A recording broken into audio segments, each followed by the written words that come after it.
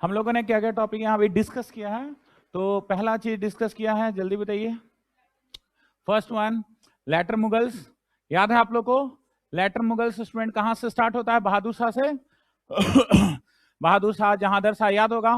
पढ़े भी हैं कुछ बुक्स में जाके, कुछ पढ़े होंगे। अगर अगर कोई दिक्कत नहीं होगा तो मेरे ख्याल समझ में आएगा, बाकी नोट्स में समझ में आएगा। बाकी rest will be doing in note section. Any problem? Second, हमने क्या डिस्कस स्टार्ट किया था? ऑटोनोमस स्टेट, जिसमें हमने केवल डिस्कस किसके बारे में किया? बंगाल के बारे में। You remember Murshid Quli Khan, Sirajuddaula, battle of Plassey, battle of Buxar, dual government. Come on student, yes और no? And after this we discussed about acts. You remember acts? I started from Regulating Act 1773. Then it was Act of Declaration 1781. Then it was Pitt's India Act 1784. Then Charter Act 93. Then 13, 33, 53. Yes or no? Come on. I have discussed it. Okay, I expect कि आप जाके पढ़िए उसको। समझ में अगर आ गया तो it will be like a novel reading for you. आपको फिर वो दिक्कत नहीं होगा। बट जो सबसे इंपॉर्टेंट है ये है गवर्नर जनरल्स। स्टूडेंट, ये 4 टॉपिक्स जो है, अगर हम मॉडर्न इंडिया को 2 भाग में बांटेंगे ऐसे, तो पहला टॉपिक ये हो जाता है, इनिशियल टॉपिक्स ये, और दूसरा टॉपिक होता है नेशनल मूवमेंट। नेशनल मूवमेंट मतलब 1905 टू 47। ये टॉपिक करने से पहले ये जो इनिशियल टॉपिक है, यही 4 टॉपिक है, इसको आपको पहले करना होता है। इसको कॉम्प्लेक्स माना जाता है थोड़ा सा, क्योंकि गांधी वांधी के बारे में पढ़ने में लोगों को ऐसे ही मजा आता है। ठीक है, तो ये वाला नेशनल मूवमेंट तो आप पढ़ लेंगे, आपको क्लियर होगा। बट ये वाला जो सेक्शन है, इसको थोड़ा सा सीरियसली लेना चाहिए। Okay, so we are in governor general section. Governor general में हमने किसके बारे में डिस्कस कर लिया था स्टूडेंट, जल्दी बताएं? Warren Hastings, Warren Robert Clive के बारे में कर लिया था। वॉरेन हेस्टिंग्स, वॉरेन हेस्टिंग्स से मैंने आपको कुछ पॉइंट लिखवाए थे। I have discuss Anglo Maratha war, you remember? मैं नीचे देखे बिना बताइएगा, ठीक है? मुझे ये कहना पड़ता है because I believe you and आप देखेंगे जरूर। ठीक है, पहला एंग्लो मराठा वॉर कब से कब तक, जल्दी बताइए? 75 से 82। एंड ट्रीटी कौन सी साइन हुई थी? Treaty of Salbai. यस और no? You remember Raghunath Rao Amrish Puri? You remember Madhav Rao Narayan Rao and his son Madhav Narayan Nana Phadnavis? You remember? Come on student. And that was first Anglo-Maratha war, and then we discussed second Anglo-Maratha war कब हुआ था? 1803-4, and the treaty signed was Treaty of Bassein, and the last war was fought in 1818, and no treaty was formed, and Marathas were completely merged into British Empire. Okay or not? So see what happened when I discussed about Warren Hastings, the first Anglo-Maratha war. At the same time I discussed other 2 Maratha wars also, so that it should be written at one point, आपको idea हो थोड़ा सा। मेरी बात आपको समझ में आ रही है स्टूडेंट? तो हम लोग डिस्कस किए किसके बारे में? वॉरेन हेस्टिंग्स के बारे में। अभी दूसरे कौन आ रहे हैं, ध्यान से सुनिए। दूसरे हैं कॉर्नवालिस। Very good. कौन है दूसरे? कॉर्नवालिस। देखिए कॉर्नवालिस के बारे में आइए डिस्कस करते हैं थोड़ा सा। थोड़ा तो पहले ही डिस्कस कर चुके हैं हम, यस और नो?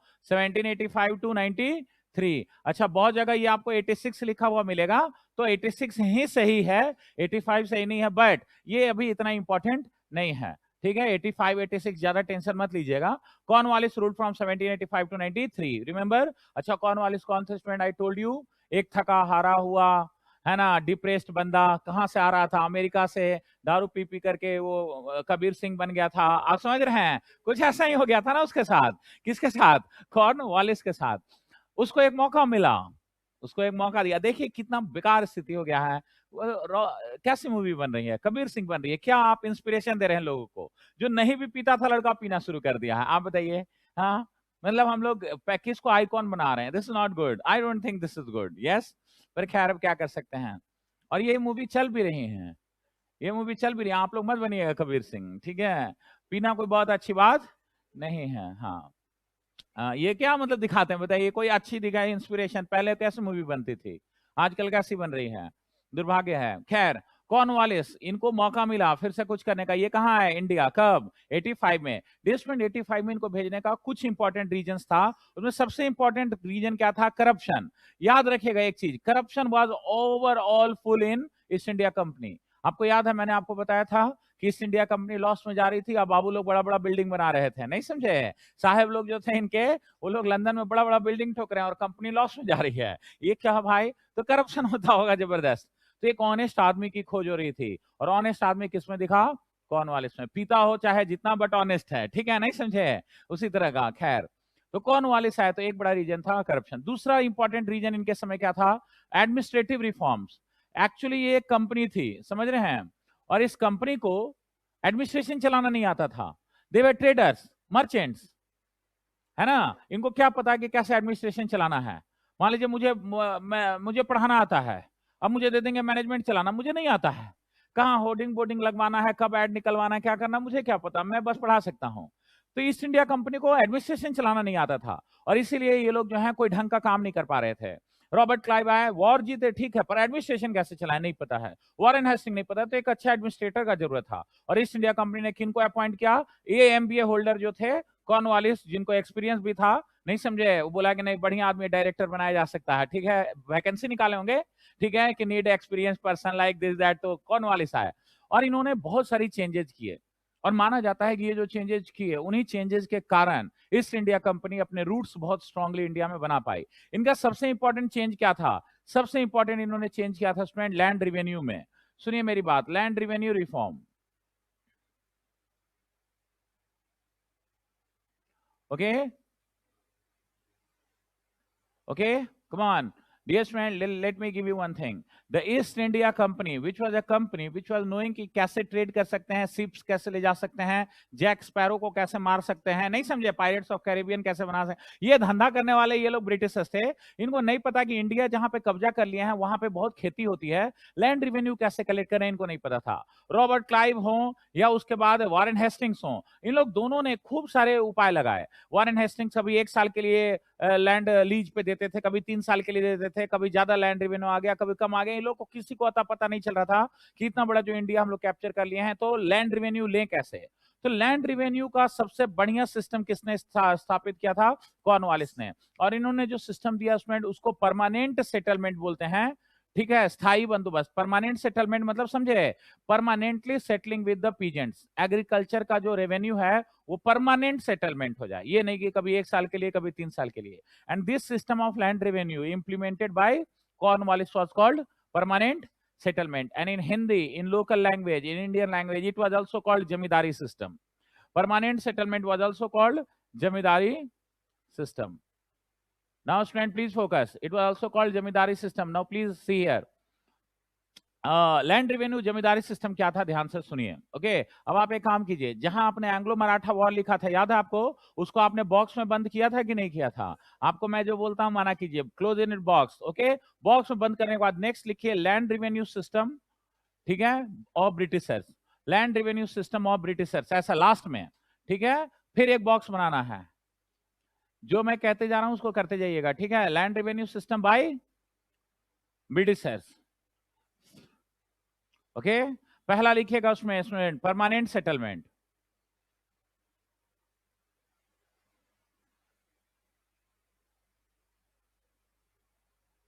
लिख लिए। 3 लाइन छोड़ दीजिएगा उसी में, after 3 lines write down second, ryotwari, नाम सुने हैं कभी, रैयतवाड़ी सिस्टम, रैयतवाड़ी,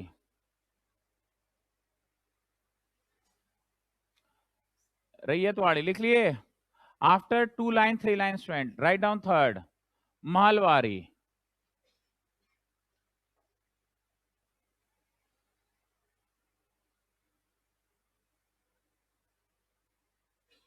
लिख लिए। Okay, now student move on, देखिए जो बता रहे ध्यान से सुनिएगा। पहला क्या आप लिखे हैं स्टूडेंट इसमें, परमानेंट सेटलमेंट। देखिए जो मैं कह रहा हूं उसको थोड़ा सा एंगल समझिएगा। मान लीजिए this is map of India, ठीक है, तो ये वाला जो एरिया है ये बंगाल बिहार वाला एरिया है, यहाँ पे बंगाली थे, ब्रिटिशर्स थे, और इन्होंने यहाँ पे क्या लगाया, परमानेंट सेटलमेंट।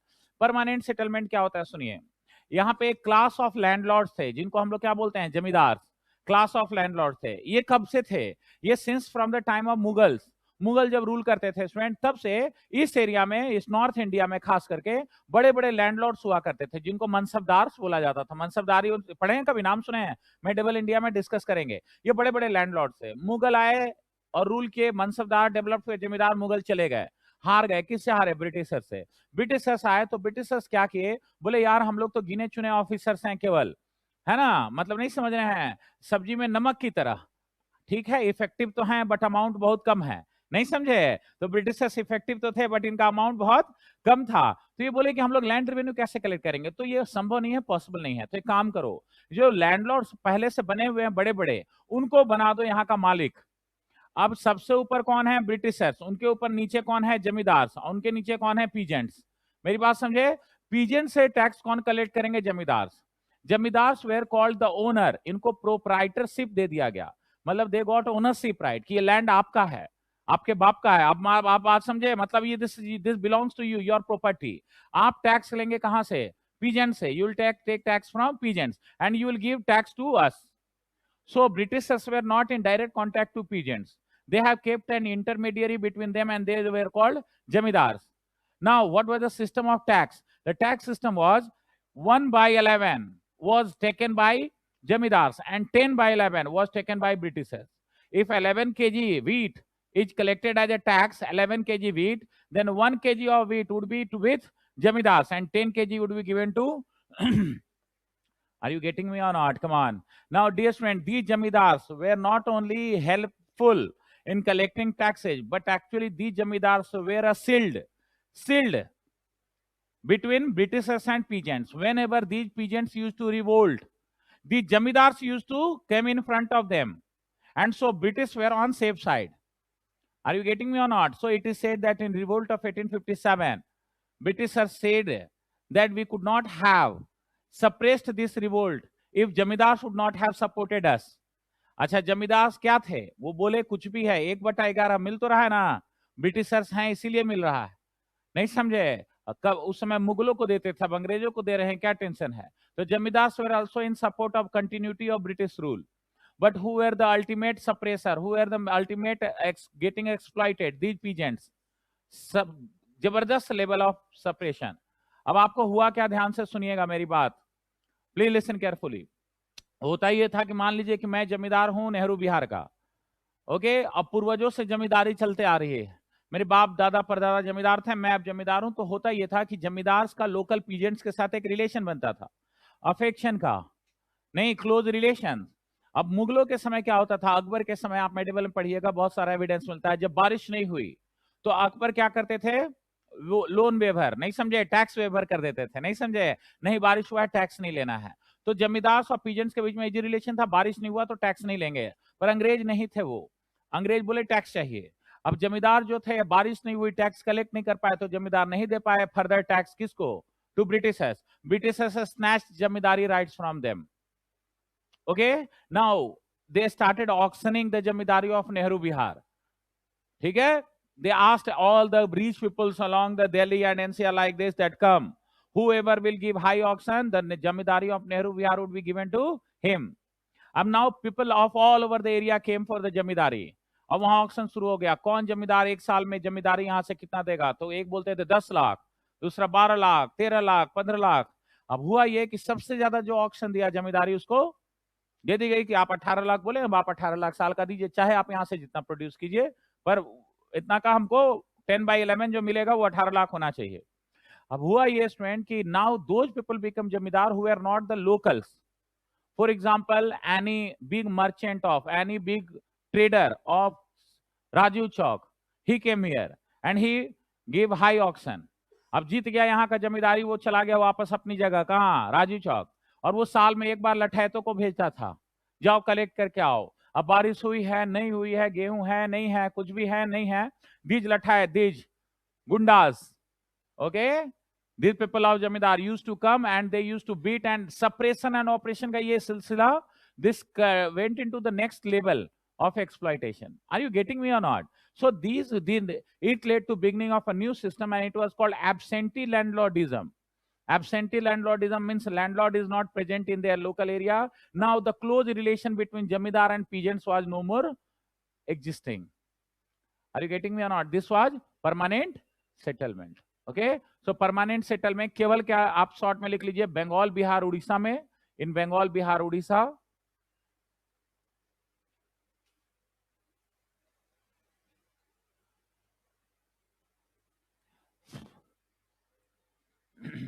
ओके. दूसरा स्टूडेंट बताइए, 1/11, 10/11. 1/11 किसको? जमींदार को. 10/11 British. Any problem? We'll be doing notes part separately, student. This is just to make you understand about the topic. Okay. Next is concept like absentee landlordism, sunset policy started. Concepts like absentee landlordism,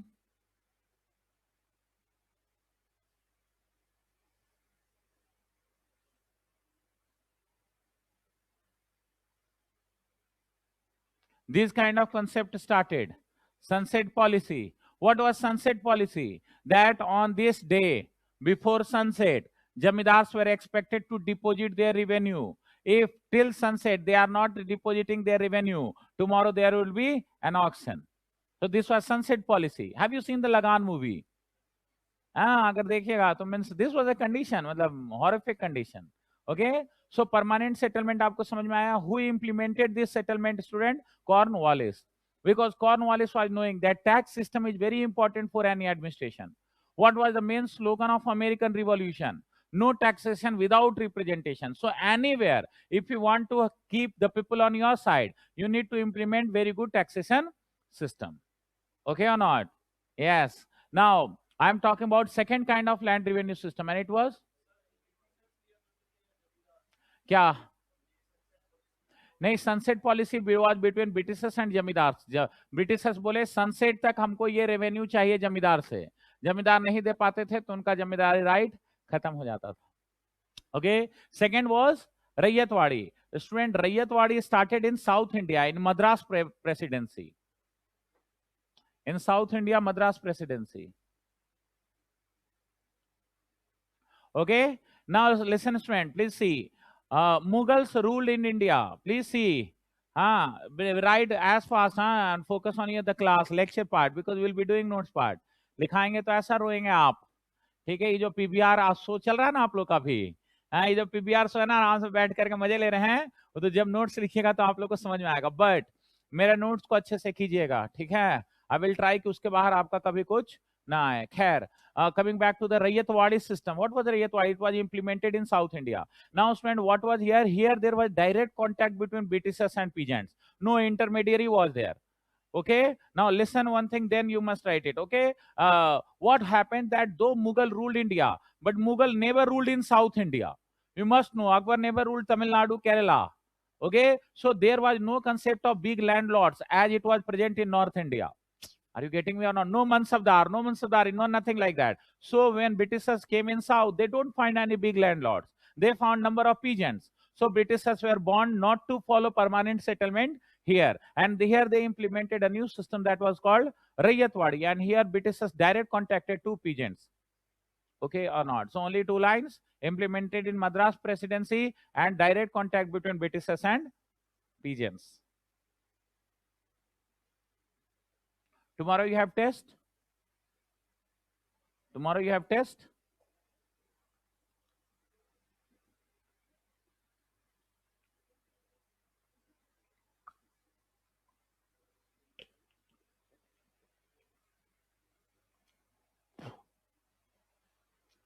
पता नहीं है आपको?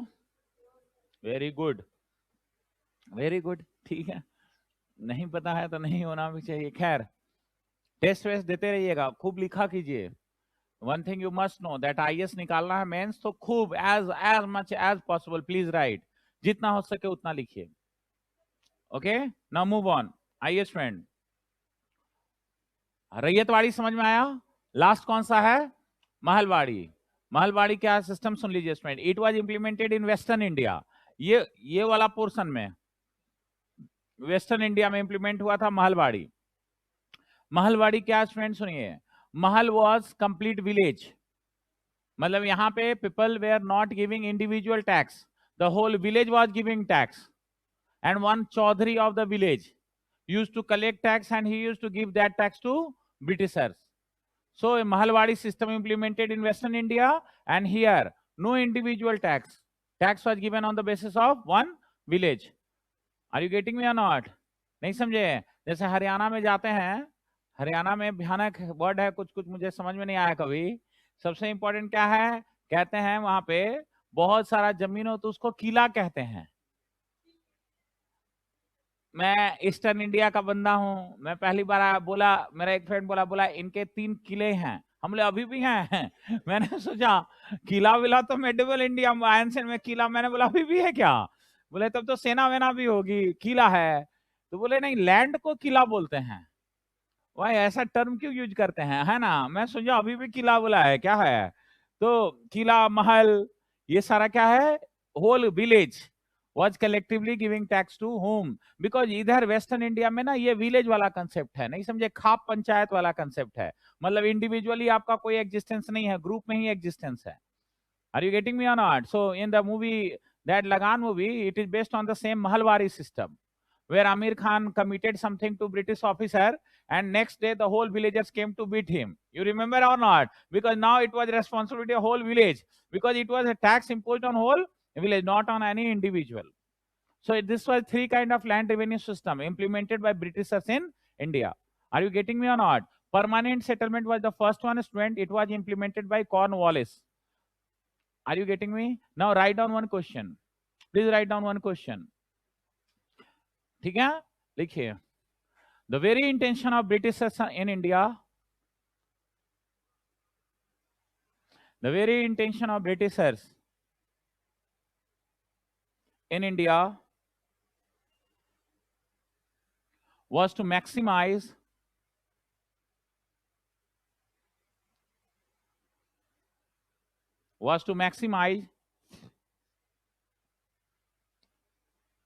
land revenue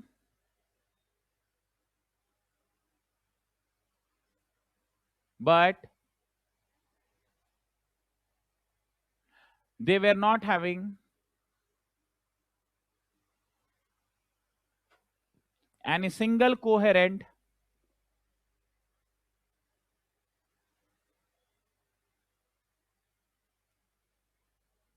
policy of land revenue in India.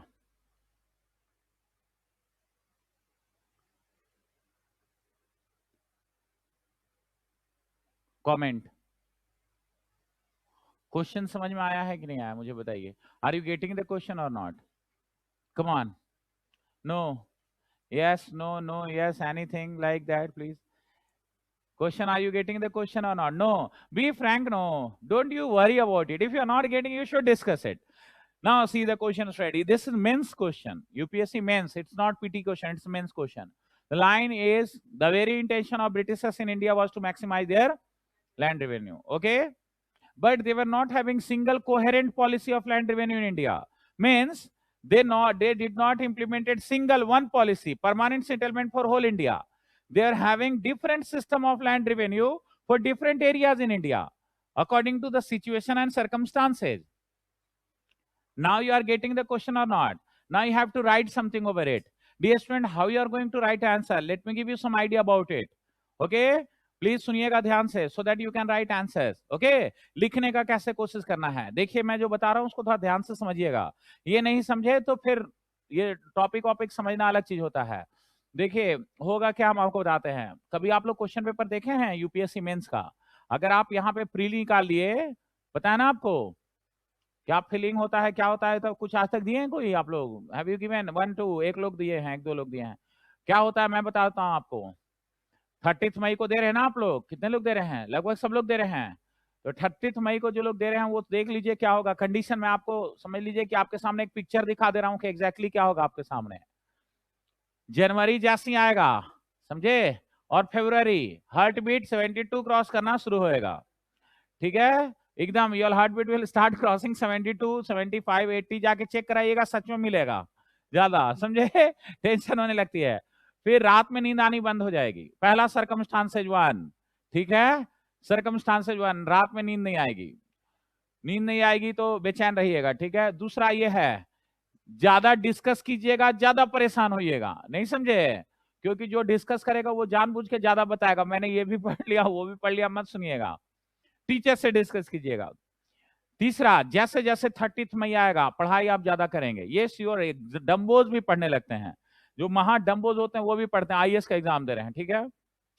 तो student आप रात भर पढ़िएगा, सुबह 3 बजे तक पढ़िएगा, हैप्पी भी फील कीजिएगा, सही जा रहे हैं ऐसा लगेगा. इसका नुकसान ये होगा कि 30 मई को जब आपका एग्जाम रहेगा तो 29 मई की रात को नींद नहीं आएगा, क्योंकि नींद आता नहीं है, क्योंकि रात में आप पढ़ते हैं. ये एक आदत में आ जाएगा. This would be a habit of yours. अब मेरी कंडीशन ये थी कि एक दिन पहले मैं तकिया लेके सर घुसा के किसी तरह नींद आ जाए. आई वॉज जस्ट थिंकिंग नींद आ जाए. क्यों? क्योंकि अगर 3 बजे नींद आई तो 9 बजे नींद खुलेगी, और 9:30 बजे से पेपर है. समझ रहे हैं मेरी बात? तो नींद आती नहीं, रोने लगते हैं बहुत लोग कि किसी तरह नींद आ जाए। अगर आई भी तो 1 बजे से पहले तो नहीं आएगी। और उठ जाइएगा 6 बजे तो 5 घंटे की नींद पूरी नहीं होती है। एंजाइटी हाई लेवल का रहता है, बहुत भयानक एंजाइटी रहेगा, बहुत बेचैन रहेगा, लाइक सोचिएगा लाइफ अच्छा था, कहां फंस गए हैं, ऐसा फीलिंग आती है। ऐसी फीलिंग आती है life was beautiful where I got trapped like this. पता है आपको, 6 बजे निकलिएगा, टिकट टुकट लगा करके, जो मंदिर में आज तक नहीं गए हैं वहां भी जाइएगा, उसका कोई फायदा नहीं होता। भगवान जी बोलते हैं बाबू मौके पे चौका मार रहे तुम, पहले तो कभी आए नहीं थे, है ना। तो होता ही, आप सेंटर पे जाते हैं, एग्जाम देते हैं, 9:30 बजे आप पेपर खोलते हैं, 9:30 से 11:30 पेपर आपका रहता है, पहला जीएस पेपर 1, पता है आपको। 9 बजे आप अंदर चले जाते हैं, ओएमआर सीट वीट मिल जाता है, सारा भरा हुआ है, क्वेश्चन पेपर आ जाता है फाइल में। 9:30 बजे घंटी बजती है, पेपर आपको मिलता है 9:30 में। 9:45 में आपको पता चल जाता है कि आपका इस साल हो रहा है कि नहीं हो रहा है। मैं आपको बता दे रहा हूं। You must know this, if you don't know means I am exactly expressing you the feeling, this is going to happen. 9:45 में आप क्वेश्चन पलट के देख लेंगे कि आपका क्या हो रहा है, नहीं हो रहा है। आप अटेम्प्ट लेना शुरू करते हैं। अच्छा, इस समय करना क्या होता है ये मैं आपको बताऊंगा। अगर ऐसा लग गया कि नहीं आ रहा है तो भी आपका हो सकता है, there are certain tricks I would be sharing to you. Okay, 11:30 में जब बाहर निकलते हैं तो आप मानते हैं चलो 6-7 महीना से जिस एग्जाम की तैयारी करे थे वो अभी हो गया है ना। आपको अचानक लगेगा Himalaya shifted from your head, it is from shoulder, from last 6-7 month continuously you are working day night, पूरी ठंडी में जैकेट पहन के लाइब्रेरी में बैठ करके पढ़ करके, समझ रहे हैं, कंबल में ब्लैंकेट में घुस घुस के ठंडी में पढ़ के, तो ये अचानक शिफ्ट आपको लगता है। 11:30 बजे बाहर आप निकलते हैं, कूल है, 3 घंटे का ब्रेक होगा स्टूडेंट यहाँ पे, और 2:30 बजे से आपका फिर पेपर होगा 4:30 बजे तक, किस चीज का, सीसेट का, पता आपको। अच्छा, ये पेपर बहुत लोग इजी मानते हैं। अब बाहर निकलते हैं, क्योंकि एंजाइटी के कारण खाना नहीं खाए हैं और रात में नींद भी नहीं पूरा हुआ है, तो खाना भी दबा के खा लेते हैं। आप जस्ट गेट के सामने कोई भी सेंटर हो, एक छोला भटूरा का स्टॉल दिखेगा आपको और आपको मन भी करेगा, आप खा भी लेते हैं। गर्मी के 30 मई जून के उस गर्मी में भर पेट खाना खा लिए, पर गर्मी लग रहा बहुत, रात में नींद भी पूरी नहीं हुई है, और ऐसे में 2:30 बजे आप सेंटर में घुसते हैं, पंखा के नीचे बैठते हैं, सोने का पूरा पैरामीटर रेडी है, समझ रहे हैं, भूख भी लगा था, पेट भी भर गया है, रात में नींद नहीं पूरी हुई थी, नींद भी है, नहीं समझे, गर्मी में पंखा का ठंडा मिला, तो और वहां आपको मिलता है सीसेट का पेपर, जिसमें वर्ल्ड के टफेस्ट कॉम्प्रिहेंशन रहते हैं। टफेस्ट कॉम्प्रिहेंशन मतलब कॉम्प्रिहेंशन पढ़ेंगे ना आप तो लगेगा कि नीचे क्वेश्चन इसी कॉम्प्रिहेंशन का है कि किसी और का है, नहीं समझे, because questions are different, comprehension are different. और ऐसा में आप एक बहुत बड़ी गलती करते हैं, बहुत लोग यहाँ पे साफ, बहुत लोग साफ, कभी कभी तो मिसिंग टर्म वाला एक क्वेश्चन सॉल्व करने लगते हैं, 10 मिनट तक सॉल्व के ऊपर से गलत भी कर दिए, नहीं समझे। रीजनिंग और क्वेश्चन थोड़ा प्रैक्टिस कीजिएगा। जब आप निकल के आते हैं स्टूडेंट और घर पहुंचते हैं तो जनरली सभी स्टूडेंट बड़े उदास रहते हैं, मैंने देखा है। एग्जाम निकल के सब मान के चलता है मेरा नहीं हो रहा है, क्योंकि होता ही पेपर ऐसा है। रात में मैं आया घर पे, आंसर जब देखता हूँ, तो आंसर जब देखता हूँ मिलाता हूँ जब लीक कीज में, तो मेरा आया था 116 के लगभग, तो मुझे लगा मैं पास कर जाऊंगा और पास हो भी गया। उस दिन, जिस दिन आपको एग्जाम के पीटी के दिन ही पता चलता है कि आप पास कर रहे हैं, मैं आपको बताऊं, रात में 12 बजे से आप अपना मेंस का तैयारी शुरू कर देते हैं। और जब मेंस की तैयारी आप शुरू करते हैं तो नेक्स्ट 3-2.5 मंथ 4 मंथ जीवन में, जिंदगी में आपको किसी से मतलब नहीं होता है, इवन आप पेरेंट्स को भी भूल जाते हैं, क्योंकि आपको लगता है एक मेंस निकला नहीं कि इंटरव्यू एंड आईएएस, आपको लगता है कि आप बहुत क्लोज दिखने लगता है आपका टारगेट। और तब स्टूडेंट आपको यहाँ पे मेन काम आता है क्या, तब यहाँ आता है आपका आंसर राइटिंग। और वो आंसर राइटिंग कैसे करना है, एग्जाम में कैसे लिखना है, ये मैं अभी आपको बताने जा रहा हूं, थोड़ा ध्यान से सुनिए। और अभी जैसा क्वेश्चन मैं दे रहा हूं इसको वैसे लिखने की कोशिश कीजिए, try to write answers according to that. देखिए क्या होगा, सुनिए मेरी बात को। स्टूडेंट 3 महीना 4 महीना आप जबरदस्त तैयारी करते हैं, उन 3-4 महीनों में क्या करना चाहिए, I would be sharing you, क्या करना चाहिए क्या नहीं करना चाहिए, I will be discussing later. पर स्टूडेंट आपका एग्जाम होगा लगभग अक्टूबर में या सितंबर का लास्ट या अक्टूबर में। मान लीजिए स्टूडेंट 2 अक्टूबर को आपका मेंस स्टार्ट हो रहा है, 30 मई को आपका पीटी हुआ, 2 अक्टूबर से मेंस स्टार्ट हो रहा है, तो कैसे होगा यहाँ पे सुनिए। आपके पेपर लगातार होते हैं, बीच में गैप दिए थे पिछले के पिछले साल, बट अब गैप नहीं दे रहे हैं, फिर से लगातार हैं। आप जब जाएंगे तो जीएस के पेपर आपको कैसे होते हैं, जीएस पेपर 1 और जीएस पेपर 2 एक ही दिन होता है। ये पेपर होगा 9 से 12 और ये होगा 2 से 5। मेरी बात समझ रहे हैं, अक्टूबर का महीना नवंबर आता है तो शाम थोड़ा सा जल्दी होने लगता है, तो याद रखिएगा 5-5 बजे के लगभग क्लास के अंदर लाइट जल जाती है। मेरी बात समझ के चलिएगा, एग्जैक्टली फीलिंग हम आपको बता रहे हैं। और जस्ट दूसरे दिन स्टूडेंट जीएस पेपर क्या होगा 3 और जीएस पेपर 4। अब आप एक अंदाजा लगाइए, 2 घंटे की क्लास होती है, 3 घंटे की, हम आपको नोट्स लिखाएंगे तो आपको समझ में आएगा थोड़ा सा। 3 घंटा तक कंटिन्यूअसली लिखवाएंगे अगर ना, आपका स्थिति ये रहता है कि योर हैंड वैंड एकदम शरीर पूरा दर्द करने लगा 3 घंटा लगातार लिखने के बाद। जीएस पेपर 1 में स्कोर हमेशा ज्यादा अच्छा आता है, बट जीएस पेपर 2 में हमेशा स्कोर खराब आता है। आप रैंक 1 का देख लीजिए, रैंक 1 रैंक 100 जिसका देखिए, मेरा देखिए, किसी का देखिए, जीएस पेपर 2 में सबका खराब। जीएस पेपर 3 में स्कोर हमेशा अच्छा होता है, जीएस पेपर 4 में हमेशा खराब। क्योंकि स्टूडेंट ये 2 से 5 जो पेपर लिखते हैं, ये कंडीशन नहीं होती है स्टूडेंट पेपर लिखने वाला जब इंडिया के टफेस्ट क्वेश्चन आपके सामने होते हैं। यहां अगर आपका राइटिंग स्ट्रेटेजी अच्छा नहीं है, आप पक्का फंसेंगे। अब आप देखिए स्ट्रेटेजी कैसे होती है, सुनिए। जीएस पेपर 1 आप एग्जाम देने गए बैठे, आप लोग ने कभी क्वेश्चन पेपर देखा है? नहीं देखा है? क्वेश्चन पेपर देखे हैं? जैसे मैं क्वेश्चन पेपर समझा दे रहा हूं, मैं बता रहा हूं आपको कैसे। वो बुकलेट दो, वो वाला पूरा दे दीजिए। देखिए ऐसा होगा, जैसे मान लीजिए इस तरह का आपको क्या मिलेगा, एक बुकलेट मिलेगा, मोटा सा बुकलेट। जानते हैं जैसे आप लोग एग्जाम में जाएंगे ना, सेंटर में सब बच्चे बैठे रहते हैं, ये वो लोग होते हैं स्टूडेंट जिन्होंने पीटी क्वालिफाई की है, तो सब ये स्टूडेंट होते हैं। Everyone are like this kind of student, they are not बकवास स्टूडेंट। मैं आपको सच बताऊं, उस दिन मुझे जब पहला मेंस मैंने अपना दिया था, आपको देख के लगेगा कि ये अधिकारी बनेंगे। मैं आपको बताऊं, ऐसे तो लगता नहीं है ना, एक स्टूडेंट जो क्वालिफाई करते हैं उनको देख के लगता है। ये नहीं कि वो बहुत अच्छा कपड़ा पहने हैं, your style, your way of talking, your way of sitting, your way of writing, everything it looks like you are going to be an officer. बहुत लोग होते हैं ना जो टेढ़ा मेढ़ा जैसे तैसे नहीं होता है, चलते फिरते हैं, आपको लगेगा। अच्छा ऐसा बुकलेट होता है, हर एक बुकलेट एक लिफाफे के अंदर होता है, और उस लिफाफे के ऊपर आपका नाम और रोल नंबर लिखा होता है। वो लिफाफा क्लास में फाड़ करके उसके अंदर से बुकलेट निकालते हैं। This is UPSC, okay. और निकालेंगे बुकलेट और ये आपको बांटेंगे। ये बुकलेट कैसा होता है सुनिए, पहला में तो इंस्ट्रक्शन लिखा रहता है, इसके बाद क्या होता है स्टूडेंट, दूसरा पेज से यहाँ पे क्या होता है, क्वेश्चन लिखा रहेगा और ब्लैंक पेज। देखे होंगे आप लोग इसी तरह का टेस्ट होता है, बट जो आप नहीं जानते हैं वो ये है कि इस बुकलेट के पीछे में 2 पेजेज जो होते हैं वो गम से चिपकाए रहते हैं, गम से 2 पेज, और उन पेजेज में कंप्लीट क्वेश्चन, सारे क्वेश्चन 20 क्वेश्चन लिखे होते हैं वो दोनों पेज में। वो दोनों पेज आपको फाड़ के घर ले जाना होता है, नहीं समझे? उसमें पूरे क्वेश्चंस लिखे हैं, जो क्वेश्चंस यहाँ पे ऐसे लिख के ब्लैंक पेज है, ऐसे लिख के ब्लैंक पेज है, वो सारे क्वेश्चन उन 2 पेजेस में दिए रहते हैं। तो सुनिए मेरी बात, जैसे ही आपको ये बुकलेट मिलेगा, पहला काम आप क्या करेंगे, विद इन फर्स्ट मिनट आप पीछे का 2 पेज जो क्वेश्चन लिखा हुआ है उसको स्नैच करेंगे, और उसके बाद बुकलेट को ऐसे रखेंगे, चुपचाप से केवल क्वेश्चन को देखेंगे, बुकलेट में कुछ लिखना शुरू नहीं करेंगे। मेरी बात समझिएगा। अच्छा उसके बाद क्या कीजिएगा कि देखिए, जैसे ही मान लीजिए आपका क्वेश्चन लिखा हुआ है, क्वेश्चन 1 2 3 4 ऐसा लिखा है, तो स्टूडेंट आपने फॉर्मेट बनाना है।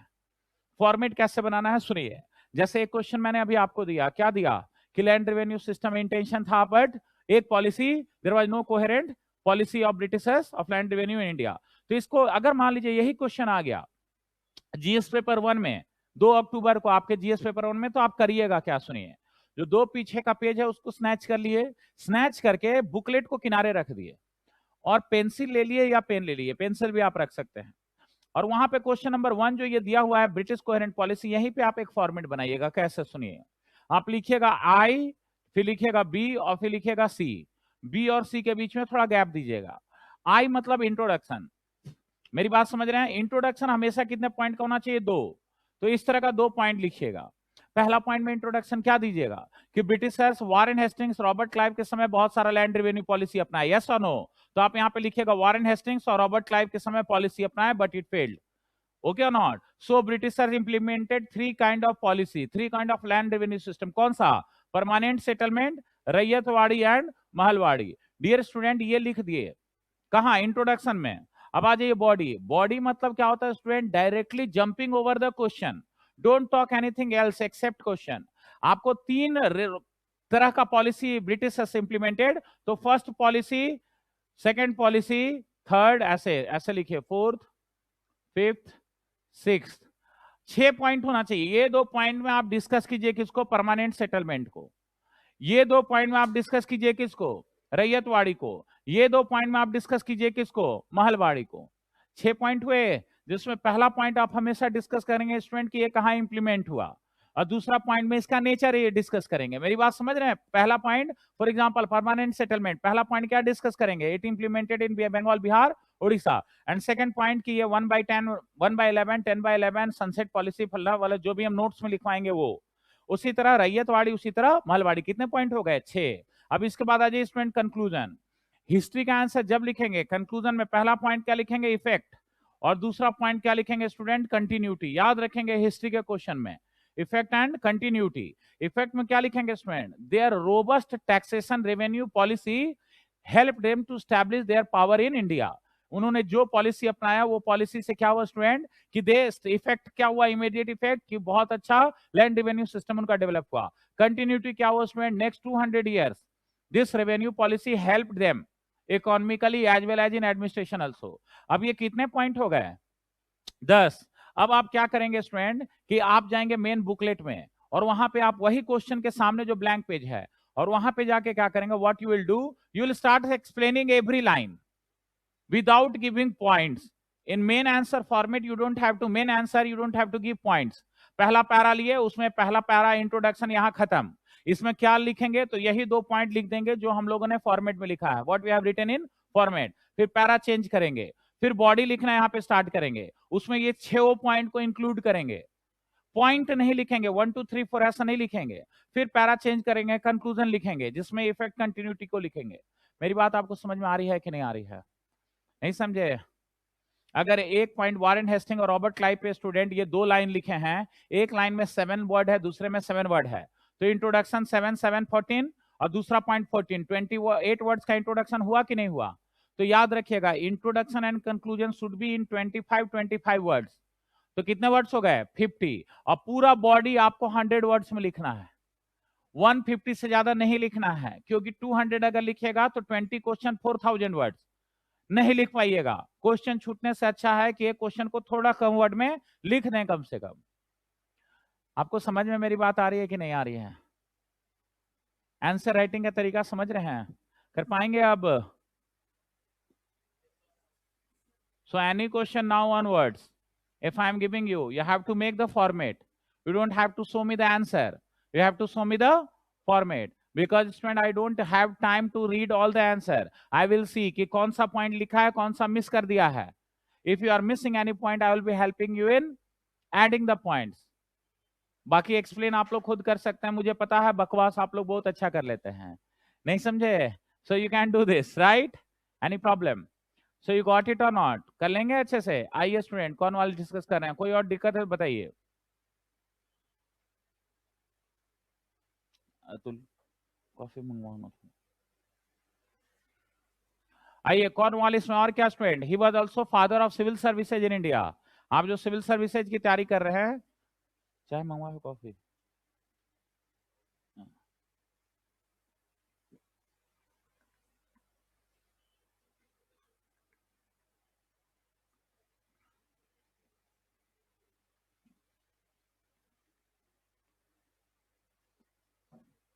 आइए कॉर्नवालिस में पहला क्या लिखे? Civil services, father of civil services in India. Student police reform भी ये किए, police reforms, judicial reforms,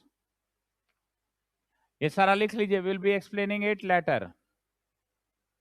civil services, police reforms, judicial reforms, Cornwallis, सारा कॉर्नवालिस, बहुत सारा चीज ये करके गए, सारा फ्रस्ट्रेशन इंडिया में निकाले ये कॉर्नवालिस। ओके, आफ्टर कॉर्नवालिस कौन?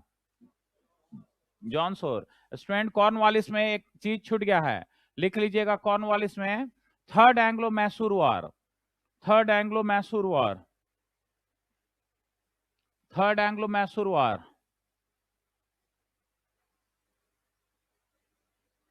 मैसूर जानते हैं कि नहीं जानते हैं?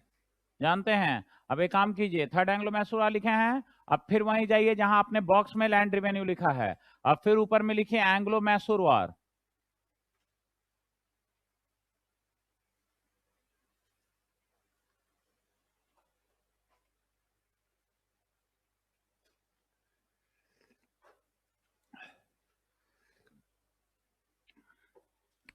Dear all student listen one thing, जो लोग नए आए हैं, ये मेरा नंबर है, इस पे आप क्या करेंगे मैं बता रहा हूं, ध्यान से सुनिएगा। क्या करेंगे इस पे आप? जो क्वेश्चन दे रहे हैं इसका फॉर्मेट IBC बना के, ओके और नॉट, एंड पॉइंट्स, इसका फोटो लेके भेज सकते हैं।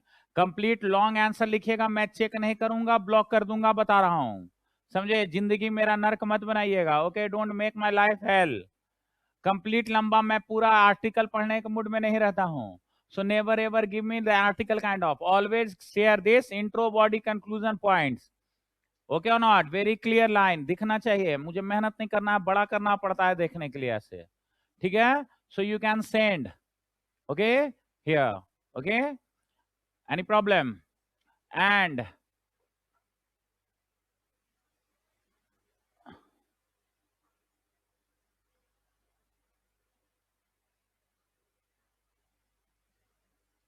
this is my Facebook page.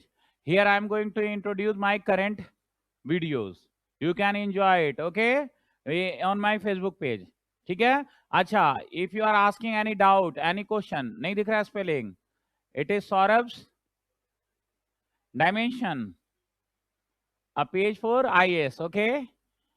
Now, dear student, you can ask your doubts here also, but you must ask your doubt in message box only, not on timeline. Your question should not be visible to everybody. You ask a question, I am involved in class, many others will answer you. And if 10 people are answering you, 9 will be wrong answer. Sometimes you start fighting there on my Facebook page. Question दिख रहा है सबको, नीचे में एक लड़का लिखता है तेरे को ये भी नहीं पता नो, दूसरा कहता है तू चुप कर, तू यहाँ मिल, तेरे को देख लूंगा, मैं देख रहा हूँ वहां बवाल है। What is this nonsense? Please don't ask any question on timeline. Always ask question in message box. Okay? And I'm going to start a video means on current. I want to make something good on current, student.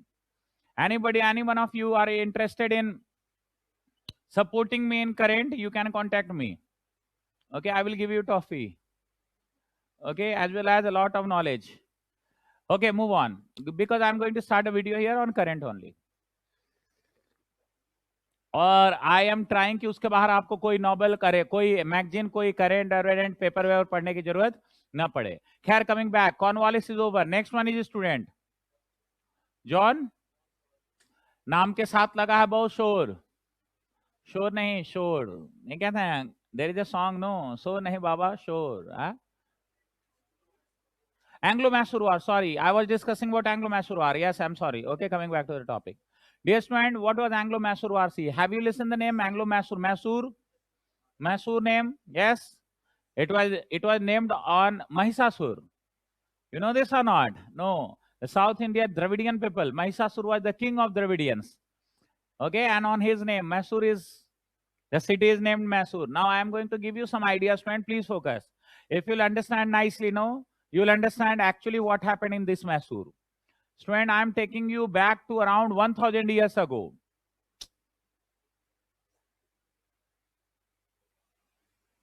See, 1000 साल पहले चलते था, ध्यान से सुनिएगा।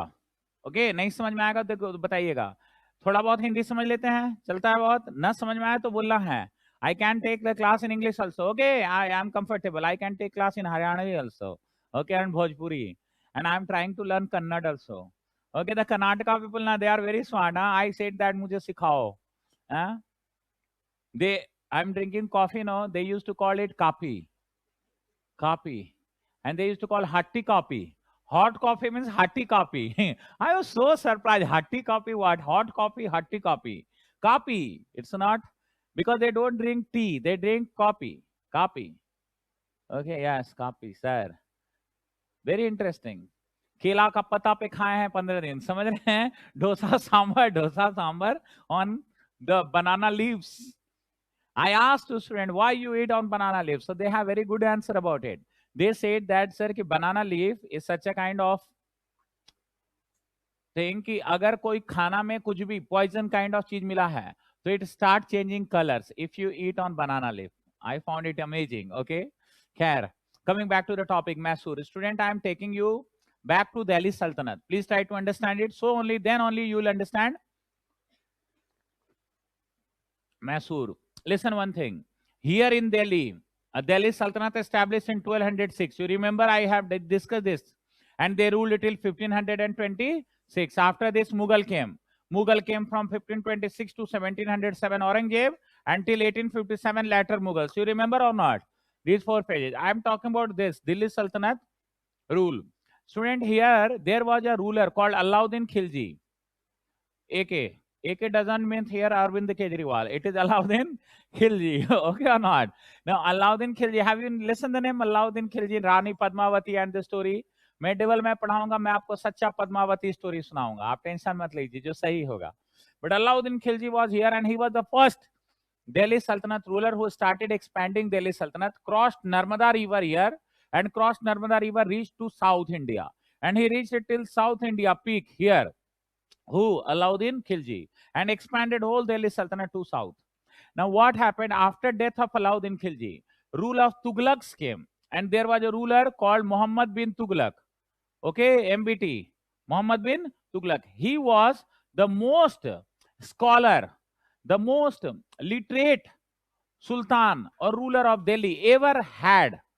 कोई इतना पढ़ा लिखा सुल्तान नहीं था. किसके जितना? मोहम्मद बिन तुगलक के इतना. ये साइंस भी पढ़ा था, फिजिक्स, केमिस्ट्री, बायोलॉजी, मैथ्स भी पढ़ा था, एस्ट्रोनॉमी पढ़ा था, इंजीनियरिंग पढ़ा था, मेडिसिन पढ़ा था, फिलोसफी पढ़ा था, लिटरेचर पढ़ा था. मतलब समझ रहे, पागल था ये. मतलब पागल ही हो सकता ना भाई, सुल्तान होने के बाद भी इतना पढ़ लो. यहाँ अपन लोग के पास कुछ नहीं है फिर भी नहीं पढ़ते हैं ना, तो सुल्तान हो फिर भी पढ़ लो. मतलब ये क्या है, पढ़ाई तो छोड़ देना चाहिए. ये बहुत पढ़ा लिखा था, मतलब नहीं समझे, ये प्लस 2 में इसका बायो मैथ दोनों होगा, कुछ ऐसा ही रहा होगा. हाँ, कुछ नहीं समझे. ही वाज सो, ये सारा सब्जेक्ट पढ़ लिया था, ये एवरीथिंग. बट ये महाडम्बो भी था, नहीं समझे. At the same time was Dumbo, non practical. इसने ऐसे ऐसे काम किए कि इसने दिल्ली सल्तनत का बेड़ा गर्क कर रख दिया. आपको पता है अकबर का नाम सुने हैं आप? Akbar was illiterate. अकबर जाहिल था. जाहिल का मतलब जिसको पढ़ना लिखना नहीं आया. अकबर को पढ़ना लिखना नहीं आता था, लिखना भी नहीं आता था. बट अकबर ने एक ऐसा एम्पायर स्टैब्लिश किया मुगल, जो अगले 300-400 ईयर्स तक टिका. मोहम्मद बिन तुगलक बहुत पढ़ा लिखा था, बट इसने ऐसी पॉलिसी लाई कि दिल्ली सल्तनत डूबा. तो जब हमारा कॉन्स्टिट्यूशन बन रहा था, तो एक वहां पैरामीटर डिसाइड होना था कि क्या फ्यूचर में नेता जो इलेक्शन में खड़े होंगे, उनका कुछ एलिजिबिलिटी क्राइटेरिया बनाया जाए क्या, कि 10th पास होना चाहिए, 12th पास होना चाहिए, तभी चुनाव लड़ सकते हैं. तो इंडिया का हिस्ट्री खंगाला गया, और इंडिया का हिस्ट्री में देखा गया कि जो सबसे पढ़ा लिखा था वो सबसे ज्यादा डुबाया, नहीं समझे. और जो बिल्कुल पढ़ा लिखा नहीं था Akbar, he established a big empire. तो बोले कि नहीं, कोई एलिजिबिलिटी नहीं होना चाहिए. मेरी बात समझे कि नहीं? खैर, मैं बात कर रहा हूं मोहम्मद बिन तुगलक का. स्टूडेंट, मैसूर समझना है तो इसको समझिए. मोहम्मद बिन तुगलक ने ऐसी पॉलिसी अपनाई. अब कौन सी पॉलिसी अपनाई, will be discussing in medieval India. But ऐसी अपनाई कि इतना विद्रोह हुआ, many protest started happening, revolt during his time. 34 revolt हुए स्टूडेंट इसके रूल में. किसके रूल में? मोहम्मद बिन तुगलक के. In this 27 out of 34 only in south India many revolts happened because of some duffer policy of Muhammad bin Tughlaq. And in that 34 revolt, 27 occurred only in South India. Now, in this South India revolt, who were doing the revolts? It were not the local rulers. Actually, the governors appointed by Muhammad bin Tughlaq, the Muslim governors, they only revolted against their own ruler, Muhammad bin Tughlaq. Who? Muslim governors. Okay, are you getting me or not? And they formed a separate dynasty here, student, called Bahmani. Have you ever listened the name Bahmani? Bahmani dynasty in Deccan. Today, Maharashtra, Andhra Pradesh, Northern Karnataka. They established one new kingdom, Bahmani kingdom. Later on, it divided into 5 parts: Ahmednagar, Bijapur, Golconda, Berar. नाम सुने हैं कभी? नहीं सुने हैं कभी? तो ये डिवीजन हुआ था. तो ये बहमनी, ये कौन बनाया? और the same ministers, governors of Delhi Sultanat. अच्छा, ये एक मुस्लिम रूल बन गया, तो there should be one Hindu rule also. और इसलिए साउथ इंडिया में यहाँ एक हिंदू रूल हुआ, जिसका नाम क्या था? विजयनगर. समझ रहे हैं कि नहीं समझ रहे, मुझे बताइए. Because of wrong policies of Mohammad bin Tughlaq, a dynasty emerged in South India called Bahmani. To contradict or to counter this dynasty, a new dynasty emerged. It was called Vijayanagar. Okay, now student, here was Narmada River, Satpura mountains and all. Now North Indian politics and South Indian politics was got divided for coming 300-400 years. For coming 300 years, there was no connection between North Indian politics and South Indian. Here in North India, Lodhis were ruling, Babar is coming, Humayun, Sher Shah Suri fighting, and everything is going on. And in South India, there is a war going on between Bahmani and Vijayanagar. Different politics. What happened? 300 year continuous fight between Bahmani and Vijayanagar. And what happened because of this continuous fight? Bahmani got divided into 5 parts. One part Bijapur, one part Ahmednagar, Golconda, Berar and all. Similarly, Vijayanagar also continuously fighting. They also got divided into many new areas. And here they divided like this, and one part of this was called Mysore.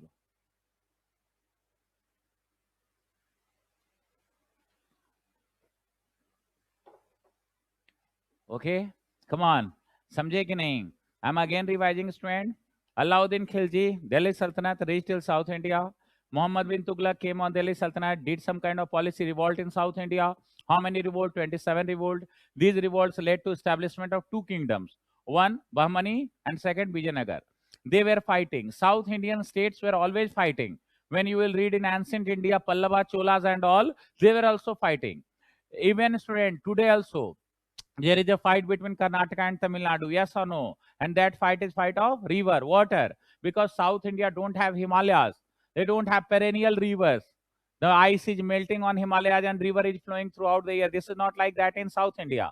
In rainy season, they have water in river. In summer season, they don't have water. So in summer season, always there is a problem, water crisis. Okay? And whenever there is water crisis, Karnataka and Tamil Nadu used to fight for water. So earlier also, whatever dynasty existed in South India, they were fighting among each other for the sake of water. And the same kind of resource fighting was between Bahmani and Vijayanagar. It continued for next 300 years. Continuous fighting led to division of the kingdom. Bahmani got divided into 4-5 parts. Vijayanagar also divided into 4-5 parts. And in that 4-5 parts, the ministers of Vijayanagar were called Nayak. So Nayaks started making themselves autonomous. And one part become here Mysore, here Travancore. Have you ever listened Travancore? Here Arcot. This kind of Vijayanagar empire divided into many smaller states.